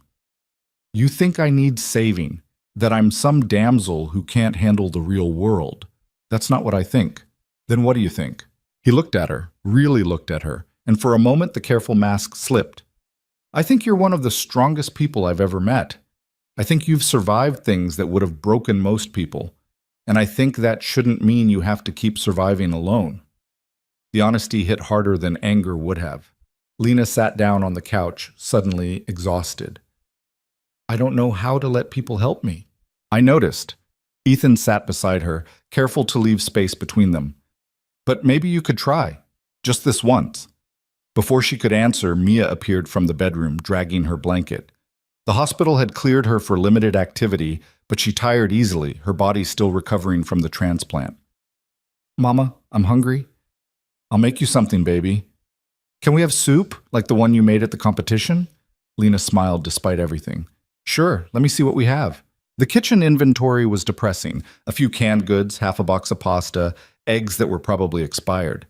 She'd been so focused on the competition and Mia's recovery that basic things like grocery shopping had fallen through the cracks. Ethan appeared beside her, surveying the nearly empty cabinets. "This is unacceptable." "I've been busy." "I'm having food delivered. Give me a list of what you need." "Ethan, it's not charity. It's common sense. You can't cook if you don't have ingredients." He pulled out his phone. "What do you want?" She wanted to argue, wanted to maintain her independence, prove she could handle this herself. But Mia was hungry, and pride didn't fill stomachs. So she dictated a list. Basics mostly, nothing extravagant. And Ethan ordered it all from some premium delivery service that promised arrival within the hour. While they waited, Lena made do with what she had. Pasta with butter and cheese, simple but filling. Mia ate half and fell asleep on the couch, her small body curled around the stuffed dinosaur Oliver had given her. Oliver himself was exploring the apartment with the unselfconscious curiosity of a 5-year-old, asking questions about everything. "Why do you have a picture of a tree on your wall?" "My grandmother painted it. That was the tree in her backyard." "Did she live here?" "No, she lived in a different building, but when she died, I took some of her things." Oliver studied the painting with serious concentration. "My mommy took all her things when she left. There's nothing of hers in our apartment anymore." The casual devastation in his voice made Lena's chest ache. "Maybe your dad wanted a fresh start." "Maybe." Oliver moved to the window, pressing his nose against the glass. "I can see so many buildings from here. Do you think people in those buildings are happy?" "Some of them, probably." "Are you happy?" The question was so direct, so earnest, that Lena had to think about her answer. "I'm trying to be." "That's what my dad always says." Oliver turned to look at her. "But I don't think trying is the same as being." From the mouths of children. Ethan had joined them, and he squeezed Oliver's shoulder. "When did you get so wise?" I've always been wise. You just don't listen. That night, after the groceries arrived and Ethan and Oliver left, Lena locked every door and window, checked on Mia 3 times, and lay awake staring at the ceiling. The threats kept replaying in her head. Watch your daughter. She'd fought so hard to keep Mia safe, to keep her alive. The idea that winning a cooking competition could put her in danger felt absurd and terrifying. Her phone buzzed. A text from Ethan. Security team is in position. You're safe. Try to sleep. She typed back, Thank you. His response came immediately. Stop thanking me. Despite everything, she smiled. The next morning brought new problems. Gerald called just after 7, his voice tight with stress. Miss Hart, we need to talk about the restaurant. What about it? Rousseau's lawyers are filing suit. They're claiming Mr. Vale violated the terms of his employment contract by interfering with kitchen operations. They want damages, $5 million, and reinstatement. Lena sat up, the room spinning. Can they do that? They can try. It's a nuisance suit, most likely, but it ties everything up in litigation, keeps the story in the news. And there's more. Of course there is. The restaurant manager, David Lynch, he's resigned. Says he can't work under the current circumstances, whatever that means. Half the kitchen staff went with him. Where does that leave Aurelius? Barely functional. We're limping along with a skeleton crew. Mr. Vale is considering shutting it down temporarily until things settle. After Gerald hung up, Lena called Ethan. He answered on the second ring, sounding like he'd been awake for hours. You heard about Lynch? Just now. What aren't you telling me? A pause. I had him investigated too. Found some irregularities in the books. Nothing concrete enough to prosecute, but enough to make him nervous. I think he jumped before I could push. So he was stealing, or covering for someone who was. The financial records are a mess. It'll take weeks to untangle. Lena leaned against the kitchen counter, feeling the weight of everything pressing down. This is getting out of control. I know, but we're not backing down. Rousseau wants a fight? He's got one. I didn't sign up for a war. You signed up the moment you walked into that kitchen and made soup for my son. His voice softened. You became part of this whether you meant to or not. She wanted to argue, but he was right. Everything had changed that rainy night. Some chain of events had been set in motion, and now they were all just trying to keep up. The lawsuit made headlines. Every food blog and news outlet picked it up, dissecting the details, taking sides. Team Rousseau painted him as a victim of corporate overreach, a passionate artist destroyed by ruthless capitalism. Team Lena cast her as the underdog hero, the single mom who'd stood up to the establishment. The truth, as usual, was more complicated than either narrative. Lena tried to ignore the noise, focusing instead on what mattered. Mia's recovery and cooking for Oliver. But everywhere she went, people recognized her. The waitress who'd won, the woman dating the billionaire, the homewrecker who'd destroyed a legendary chef. None of it was true. All of it stuck. Mia's school called on Tuesday. The principal, a stern woman named Mrs. Patterson, requested a meeting. Lena went with a knot in her stomach, knowing it couldn't be good news. Mrs. Patterson got straight to the point. We've had complaints from other parents about the media attention surrounding your family. Some feel it's disruptive to the learning environment. Mia's done nothing wrong. I'm not suggesting she has, but the security detail, the photographers outside, it's creating an atmosphere that concerns some families. Are you asking me to pull my daughter out of school? I'm asking you to consider whether this is the best environment for her right now, given her health needs and the current situation. Lena's hands clenched in her lap. My daughter just had a bone marrow transplant. She needs stability, routine, normalcy. Taking her out of school removes all of that. I understand, but do you? Do you understand what it's like to watch your child fight for her life? To finally see her getting better and then have people tell you she's the problem? Lena stood, her voice shaking with fury. Mia stays. If other parents have an issue, they can pull their kids, but mine stays. She walked out before Mrs. Patterson could respond, her hands trembling, tears threatening to spill. In the parking lot, she sat in her car and let them come. All the fear and frustration and rage she'd been holding back. It wasn't fair. None of this was fair. Her phone rang. Ethan. Hey, she managed, her voice thick. What's wrong? How do you always know? I'm paying attention. Talk to me. So she did. Told him about the meeting, about Mrs. Patterson's thinly veiled suggestion that Mia was a disruption, about feeling like everything she touched turned to chaos. She's not leaving that school, Ethan said flatly. I'll call the board of directors. You can't just throw money at every problem. Watch me. That school's endowment fund could use a generous donation from a concerned parent whose son happens to attend there. Oliver goes to private school in Manhattan. Mia's in public school in Astoria. Not anymore. I'm enrolling Oliver at Mia's school tomorrow. Ethan, that's crazy. Maybe. But it solves the problem. Once I'm a parent there too, once I make it clear that the media attention follows me, not you, they'll back off. And if they don't, my lawyers will explain the concept of discrimination. You'd really move Oliver schools for this? He needs friends his age. Mia's his friend. Makes sense to me. His voice softened. Let me help, Lena. Please. She wanted to say no. Wanted to fight this battle herself, prove she didn't need rescuing, but she was so tired of fighting. Okay. Okay? Yes. Okay. Do whatever you're going to do. She could hear his smile through the phone. That's my girl. The words sent warmth through her chest, dangerous and welcome all at once. True to his word, Ethan enrolled Oliver the next day. The paperwork somehow processed overnight. Money talked, even in public school systems. Mrs. Patterson's tune changed immediately when she realized a Vale family donation was coming. Suddenly, the media attention was manageable, the security detail acceptable. Mia a valued member of the school community. Oliver was thrilled. He and Mia became inseparable, sitting together at lunch, playing at recess, defending each other with the fierce loyalty of children. Other kids started coming around too, drawn by Oliver's easy friendliness and Mia's quiet kindness. Within a week, it was like they'd always been there together. Lena watched them on the playground one afternoon, her heart doing complicated things. This was what normal looked like, what childhood should be. And it was happening because Ethan had decided to make it happen, consequences be damned.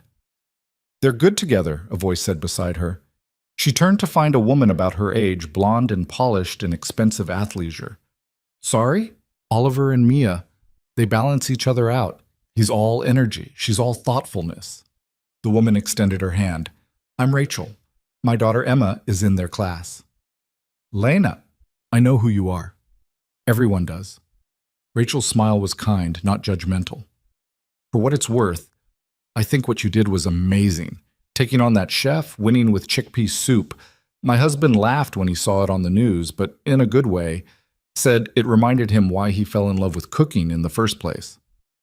Your husband cooks? Used to, before law school and 80-hour work weeks killed his creativity. Rachel watched the kids. Maybe that's what happens when you build a life around ambition instead of joy. You forget what matters. The words hit closer than Rachel probably knew. Lena thought about Ethan, about the cold penthouse and the endless work calls, about a man who'd built an empire and lost his wife in the process.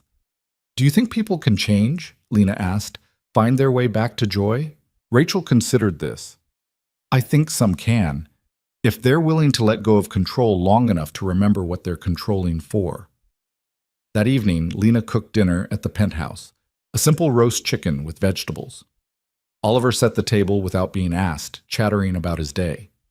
Ethan arrived late, apologizing, his tie loosened and exhaustion written across his face. Bad day? Lena asked. The usual, fires to put out, deals falling apart, people demanding impossible things. He poured himself a drink, then seemed to think better of it and set the glass down. But I'm here now. That's what matters. They ate together, the three of them, conversation flowing easily. Oliver told a rambling story about a science experiment gone wrong. Ethan actually laughed. A real laugh, not the polite business version. And Lena felt something shift in her chest, some wall she'd built starting to crack. After Oliver went to bed, she and Ethan cleaned up together. The domestic normalcy of it struck her, washing dishes side by side, storing leftovers, wiping down counters. It felt like playing house, except the feelings weren't pretend. I got a call from my lawyer today, Ethan said, drying a plate, about the Rousseau lawsuit. And? It's going to trial. They're not settling.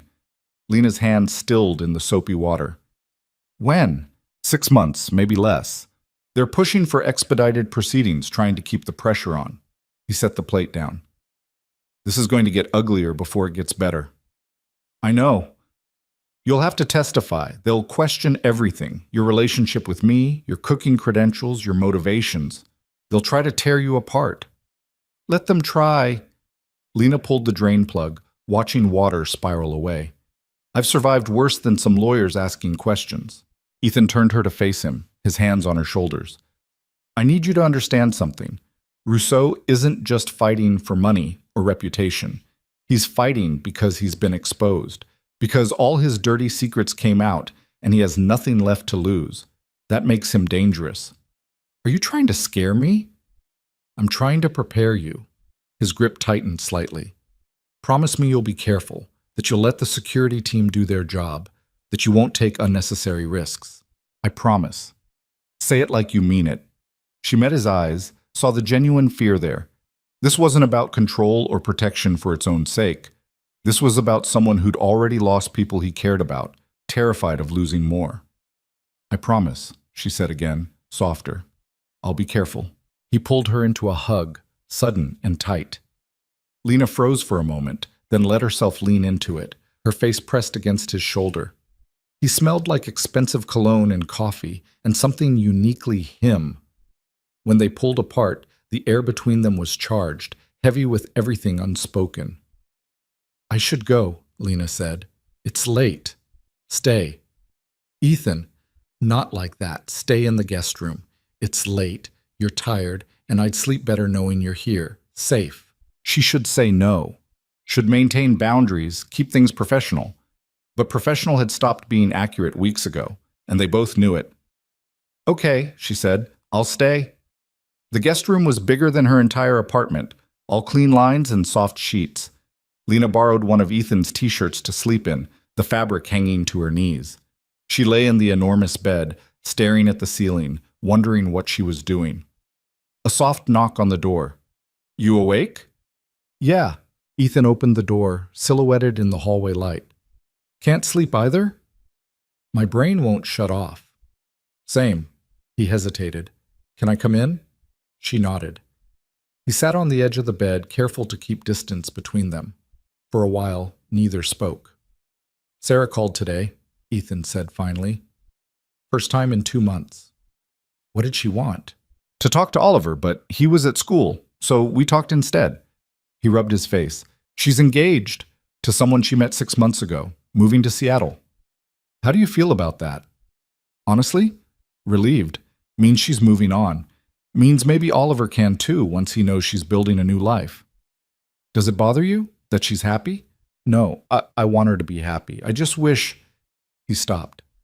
I wish I'd made her happy, that I'd been the person she needed instead of the person I thought she wanted. Lena reached out, taking his hand. You can't build a marriage on trying to be someone you're not. Trust me. I tried with Mia's father, pretended I was fine with him coming and going, fine with being a secret, fine with whatever scraps of attention he'd throw my way. It destroyed me. What happened to him? No idea. He left before Mia was born, and I never heard from him again. She doesn't even know his name. His loss? That's what I tell myself on good days. She squeezed his hand. On bad days, I wonder what was so wrong with me that he couldn't stay. Nothing was wrong with you. He was just a coward. Maybe. Or maybe some people aren't built for commitment, for showing up day after day doing the work. Ethan looked at their joined hands. I'm trying to be better at that. At showing up. I noticed. Is it working? She thought about everything he'd done, the money for Mia's treatment, the security detail, enrolling Oliver in Mia's school, standing beside her through the competition and the lawsuit and all the chaos. Yeah, it's working. He lifted her hand, pressing a kiss to her knuckles. The gesture was tender, almost old-fashioned, and it made her breath catch. I should let you sleep, he said, but he didn't move. Ethan? Yeah? I'm glad you showed up that night at the restaurant. Me too. He left, closing the door softly. Lena lay in the dark, her hand still warm where he'd kissed it, and wondered when everything had gotten so complicated. The next few weeks passed in a blur of preparations and small domestic moments. Lena cooked, The kids played. Ethan worked. On the surface, it looked almost normal, but underneath, pressure was building. The threats continued, escalating from texts to letters delivered to her apartment, to Ethan's office, even to the school. The security team intercepted most of them, but enough got through to keep everyone on edge. Someone spray-painted "liar" across her apartment building's entrance. A brick came through her living room window at 3 a.m., sending glass everywhere. After the brick, Ethan insisted she and Mia move into the penthouse. Lena resisted at first, but when Mia woke up screaming from nightmares about bad men breaking in, she gave in. Living with Ethan was strange. Intimate. They fell into rhythms, morning coffee together while the kids got ready for school, dinner as a family most nights, quiet evenings after the children went to bed. It felt like playing pretend, except the feelings were real and getting harder to ignore. Gerald called on a Friday with news. The forensic accountants finished their report on Aurelius. You need to see this.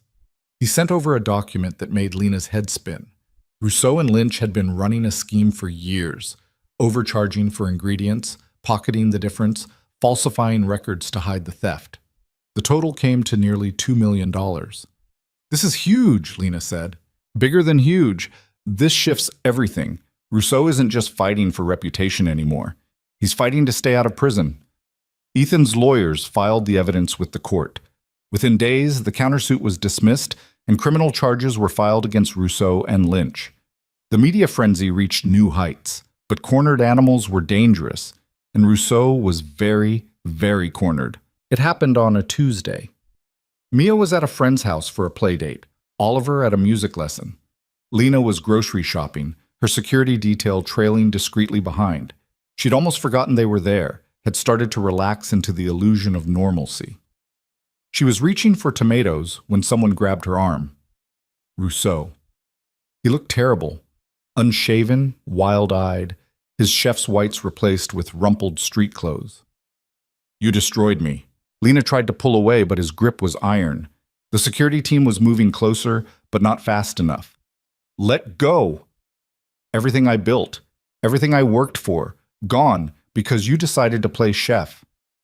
You destroyed yourself. The theft, the lies you and your billionaire boyfriend fabricated. You think I don't know? Think I don't see what this is? People were staring now. Lena's heart hammered. You're hurting me. Good. You should hurt. You should suffer the way I'm suffering. One of the security guards reached them, his voice firm. Sir, let her go, now. Rousseau's eyes were glassy, unfocused. She took everything from me. Everything. Sir, he released her suddenly, stumbling back. His hand went to his pocket, and for one horrible second, Lena thought he had a weapon. But he just pulled out a folded piece of paper, throwing it at her. This isn't over. You'll pay for what you did. Then he was gone, disappearing into the crowd before security could grab him. The paper fluttered to the floor. Another threat, more venom. Lena's hands shook as she picked it up. The security team rushed her home. Ethan met them at the door, his face pale. Are you okay? I'm fine. He just grabbed my arm, said some things. That's not fine. That's assault. Ethan was already on his phone, calling his lawyer, calling the police. Where's Mia? At Emma's house. Still there. She's safe. But no one felt safe anymore. The police filed a report, issued a restraining order, but paper didn't stop obsession. Rousseau had crossed a line, and lines, once crossed, were hard to uncross. That night, Lena couldn't sleep. She checked on Mia 3 times, made sure all the doors were locked, jumped at every sound. Around 2 a.m., she gave up and went to the kitchen, thinking tea might help.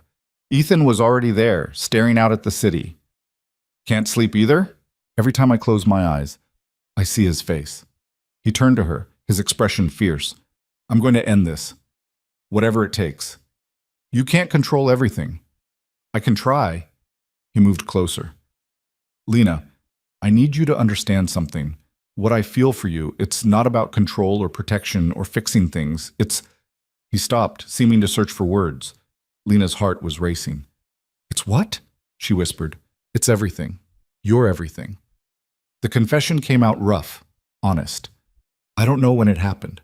Maybe that first night, watching you make soup for Oliver. Maybe later, watching you fight for your daughter, for yourself.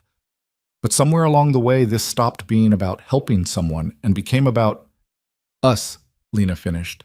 Yeah, us. She closed the distance between them, reaching up to cup his face. I'm scared. Me too. This is complicated. Everything worth having is. She kissed him, or he kissed her. Later, neither could say who moved first, but suddenly they were tangled together, months of tension and denial collapsing into this single moment of honesty. When they finally broke apart, both breathing hard, Ethan rested his forehead against hers. Stay with me. Not as someone I'm protecting, not as Oliver's cook, as yours, as mine. Lena thought about all the reasons this was a bad idea. The lawsuit, the media, the difference in their worlds. But she also thought about Oliver's laugh, and Mia's smile, and the way Ethan looked at her like she was something precious. Okay, she said, I'll stay. Outside, the city glittered and hummed, indifferent to the small human dramas playing out in its towers. But inside the penthouse, two people who'd been alone for too long held each other and pretended the world couldn't touch them. They were wrong, of course. The world always found a way in, but for one night, they let themselves believe in something better. Morning came too fast and not fast enough. Lena woke tangled in Ethan's arms, the early light painting his bedroom in shades of gold. For a moment, she let herself just exist there, warm and safe and wanted. Then reality crept back in, bringing all its complications. You're thinking too loud, Ethan murmured against her hair. Someone has to think. Not yet. Give me 5 more minutes of this. She gave him 10, then slipped out of bed. The penthouse was still quiet, the kids asleep in their rooms.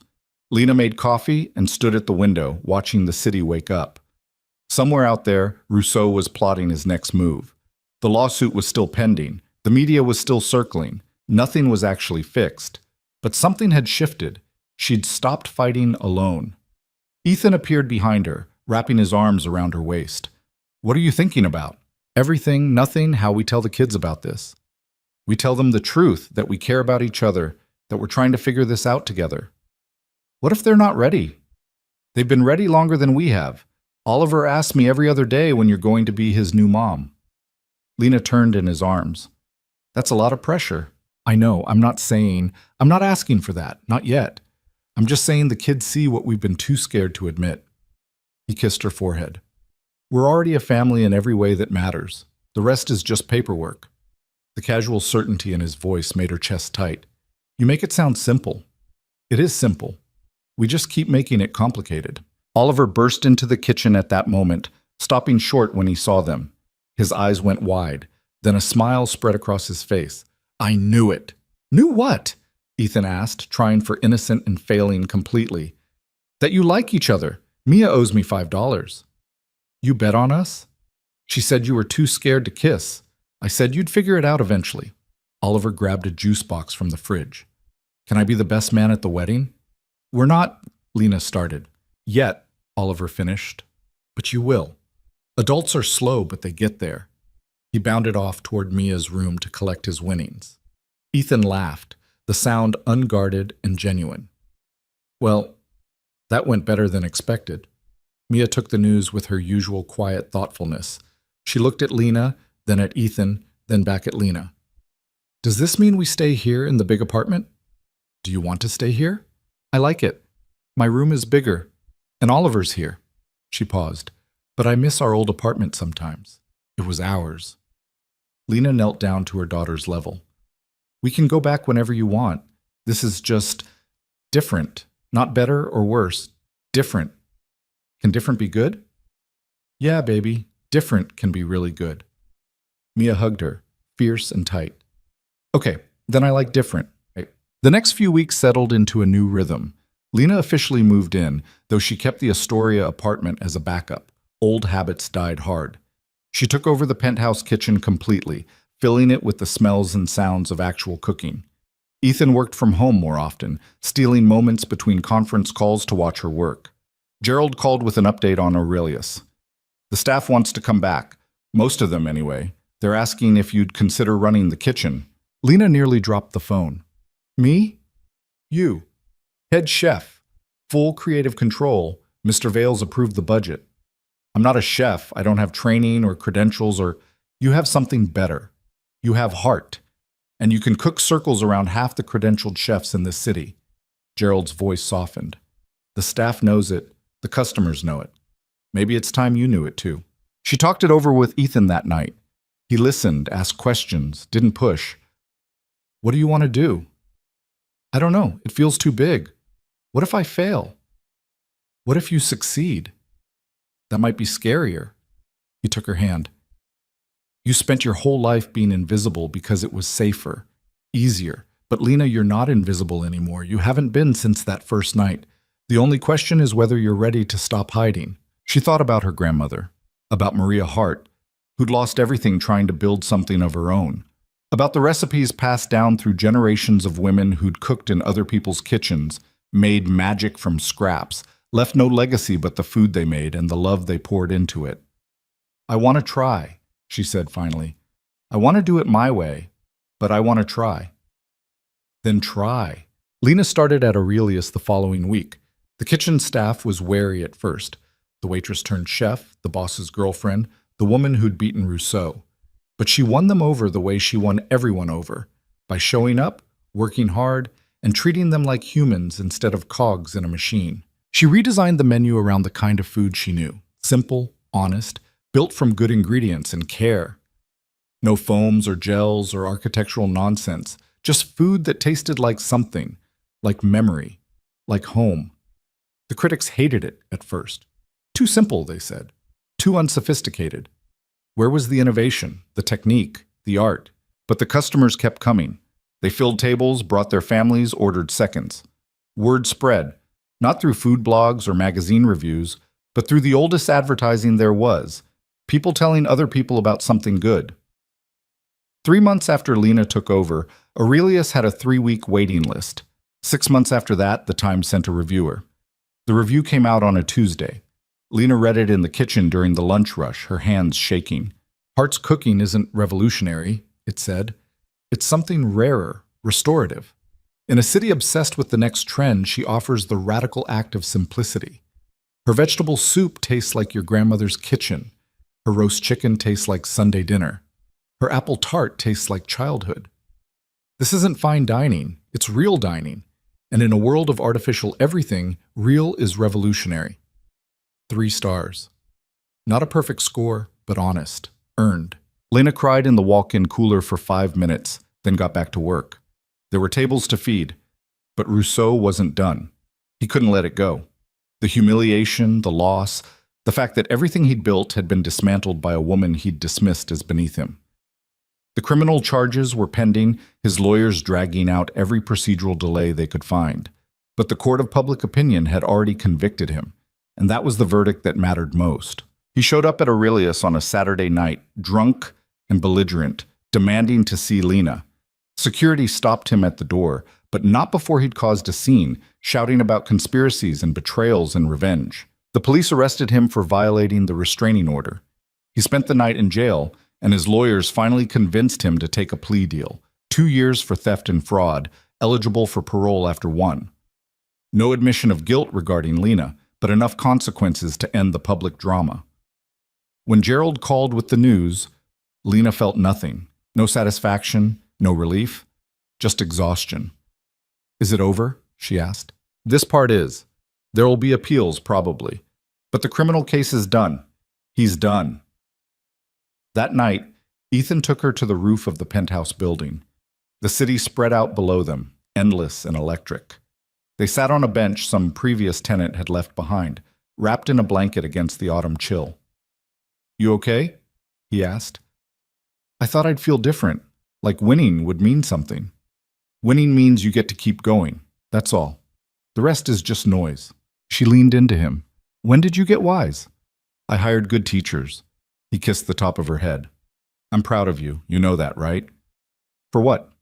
For everything. For fighting when you had every reason to give up. For building something beautiful out of chaos. For letting me be part of it. You didn't give me much choice.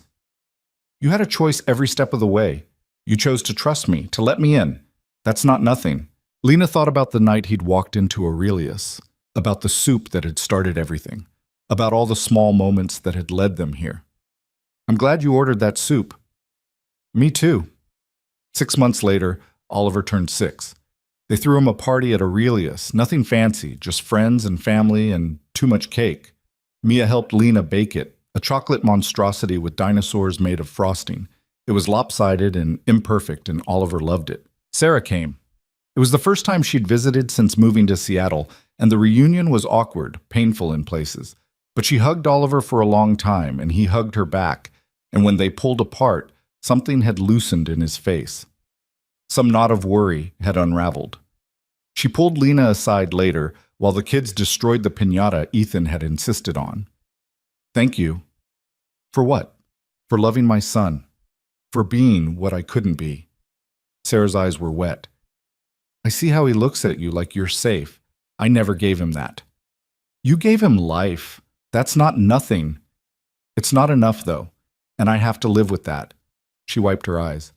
But I'm grateful he has you, that he has this. She gestured at the party, at Ethan watching the kids with a goofy smile, at the warmth and chaos and mess of it all. Lena didn't know what to say, so she just squeezed Sarah's hand. Some things didn't need words. A year after taking over Aurelius, Lena got a call from a documentary filmmaker. They wanted to do a piece on her, the waitress who became a chef, who fought back against corruption, who built something from nothing. What's the angle? Lena asked, suspicious. No angle, just your story. How you did it. What you learned. She almost said no. Didn't want the attention, the exposure. But then she thought about all the other women working dead-end jobs, raising kids alone, convinced they were too old or too unqualified or too invisible to change their lives. She said yes. The documentary took 3 months to film. They followed her through her days, cooking at the restaurant, picking up the kids from school, the quiet domestic moments with Ethan. They interviewed people, Gerald and Rosa, the kitchen staff, customers who'd become regulars. Even Oliver and Mia, who stole the show with their unfiltered honesty. Lena makes really good soup, Oliver told the camera seriously. But more than that, she's nice. And my dad smiles now. He didn't smile before. Mia's contribution was simpler. She's my mom. That's the most important thing. The documentary premiered at Tribeca Film Festival. Lena wore a dress Ethan had picked out, feeling like an imposter in silken heels. But when the lights went down and her face appeared on screen, when she heard her own voice talking about her grandmother and survival and learning to take up space, something shifted. This was her story, messy and imperfect and real, and it mattered. The film won the Audience Award. Suddenly, Lena was everywhere, morning shows, podcasts, magazine covers. The shy waitress who'd learned to roar. The single mom who'd taken on the culinary establishment and won. She hated most of it, the makeup, the interviews, the way people wanted her to be inspirational instead of human. But she showed up anyway, because maybe some girl watching would see herself in Lena's story, would realize that invisible didn't mean powerless. Ethan proposed on a random Tuesday. No grand gesture, no elaborate plan. They were cooking together, Lena teaching him how to make pasta from scratch, and he just stopped, covered in flour, and said, "Marry me." She looked up from the dough. "What?" "Marry me.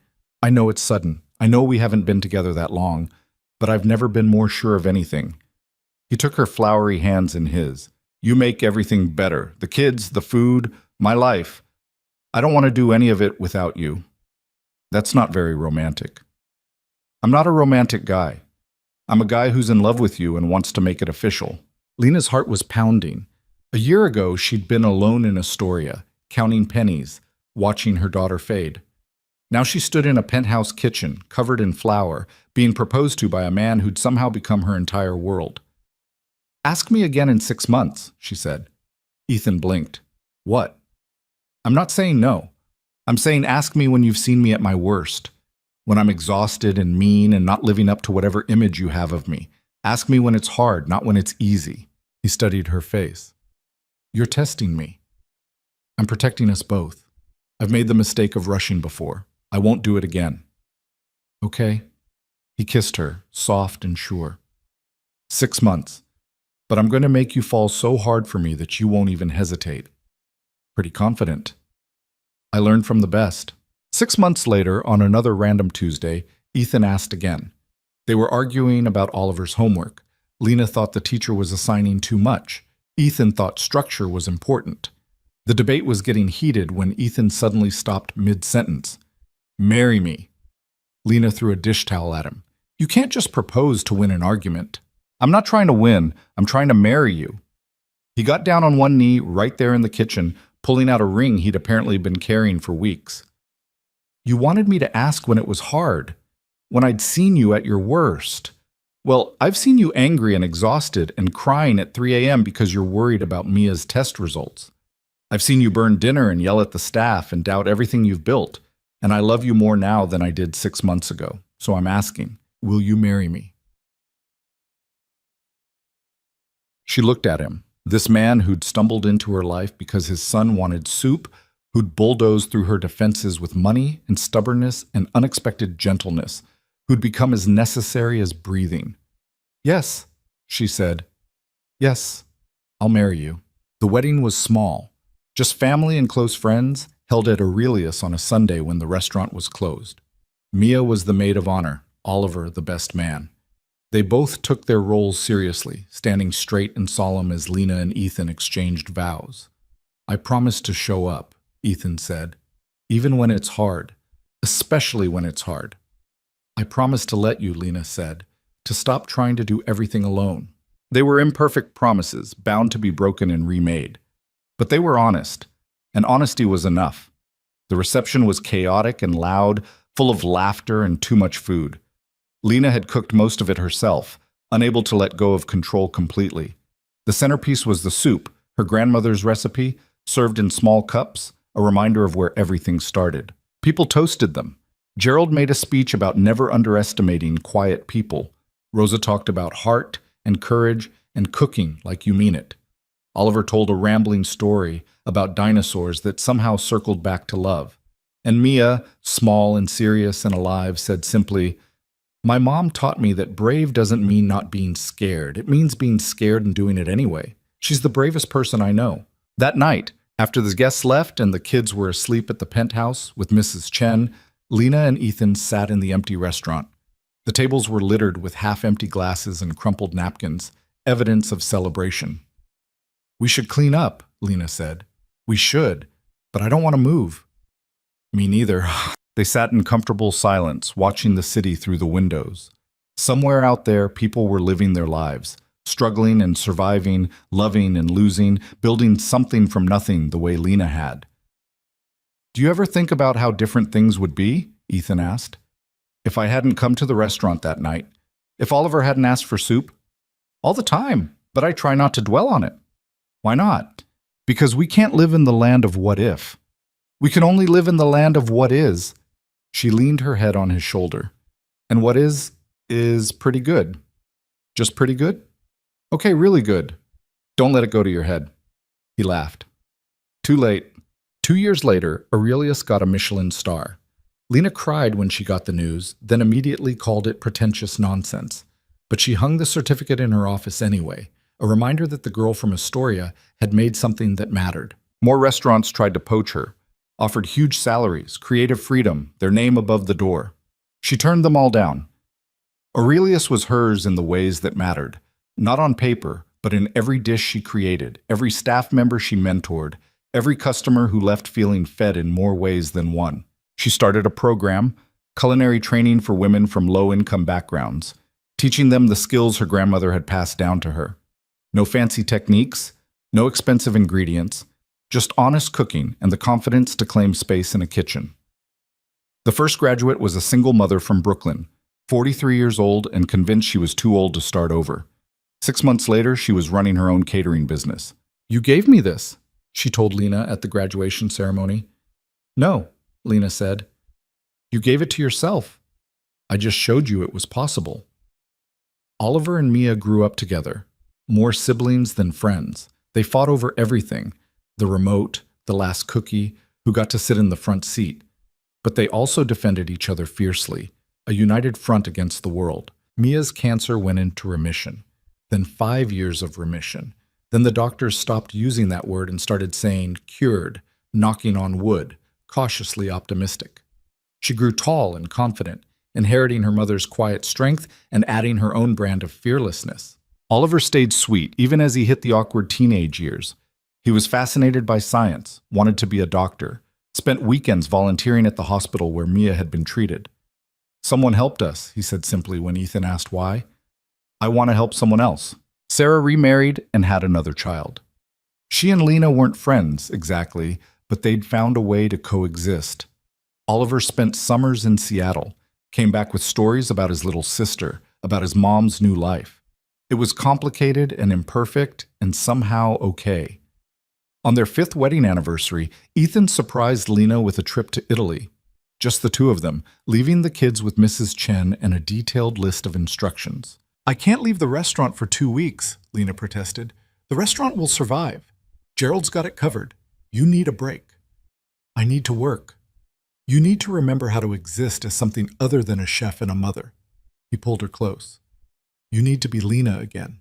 Just Lena. So she went. They wandered through Tuscany, eating pasta and drinking wine and doing absolutely nothing productive. Lena fought the guilt at first, the feeling that she should be working, cooking, taking care of someone. But slowly, she learned to just be.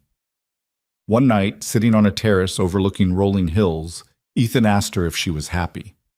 What kind of question is that? An honest one. She thought about it, really thought. Yeah, I think I am. You think? I am. It's just weird to say out loud, like admitting it might make it go away. It won't go away. This is real. We're real. I know. But I spent so long surviving that I forgot what living felt like. Sometimes I still catch myself waiting for the other shoe to drop. What if there is no other shoe? What if this is just life? Lena looked out at the Tuscan sunset, at the man who'd somehow become her partner in every sense, and let herself believe it. Then I guess we're doing okay. Better than okay. Don't push your luck. Back in New York, life continued its messy forward motion. The restaurant thrived. The kids grew. Ethan and Lena fought and made up, struggled with money and schedules and all the mundane challenges of building a life together. It wasn't perfect. They still had hard days, moments when the past reared up and reminded them of old wounds.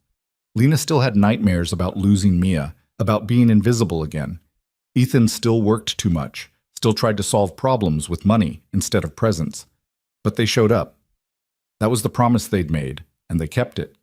Even on the days when showing up was hard, when it would have been easier to retreat into old patterns, they stayed. 10 years after that rainy night, Lena stood in the Aurelius kitchen during the dinner rush. The restaurant was packed, the kitchen chaotic, orders coming in faster than they could plate them. Her sous chef was yelling about something. A line cook had burned a batch of sauce, and the dishwasher had broken again. It was exactly where she belonged. She plated a bowl of soup. The soup, her grandmother's recipe, and sent it out to table 12. A family with a small child who'd asked if they made anything simple, anything that tasted like home. Through the window, she could see them. The moment the kid tasted it, his whole face lit up. The parents smiled at each other, that knowing look of parents everywhere who'd just witnessed a small miracle. Lena thought about the chain of moments that had led here. Her grandmother teaching her to dice onions, losing everything, and learning to build again. One rainy night, and a billionaire's son who just wanted soup. A woman who'd decided to be brave when brave was the last thing she felt. Gerald appeared beside her. Table 12 wants to thank the chef. Tell them it's just soup. We both know it's not. He was right. It was never just soup. It was memory and legacy and love cooked down to its essence. It was her grandmother's hands guiding hers. It was every woman who'd ever made something from nothing, who'd fed their families on hope and creativity and sheer stubborn will. It was proof that invisible people could become seen, that quiet voices could learn to roar, that the girl from Astoria could build an empire of her own, one bowl at a time. Lena wiped her hands on her apron and headed out to the dining room. The family looked up when she approached, the kid's face still lit with joy. That was the best soup I've ever had, he said seriously. I'm glad you liked it.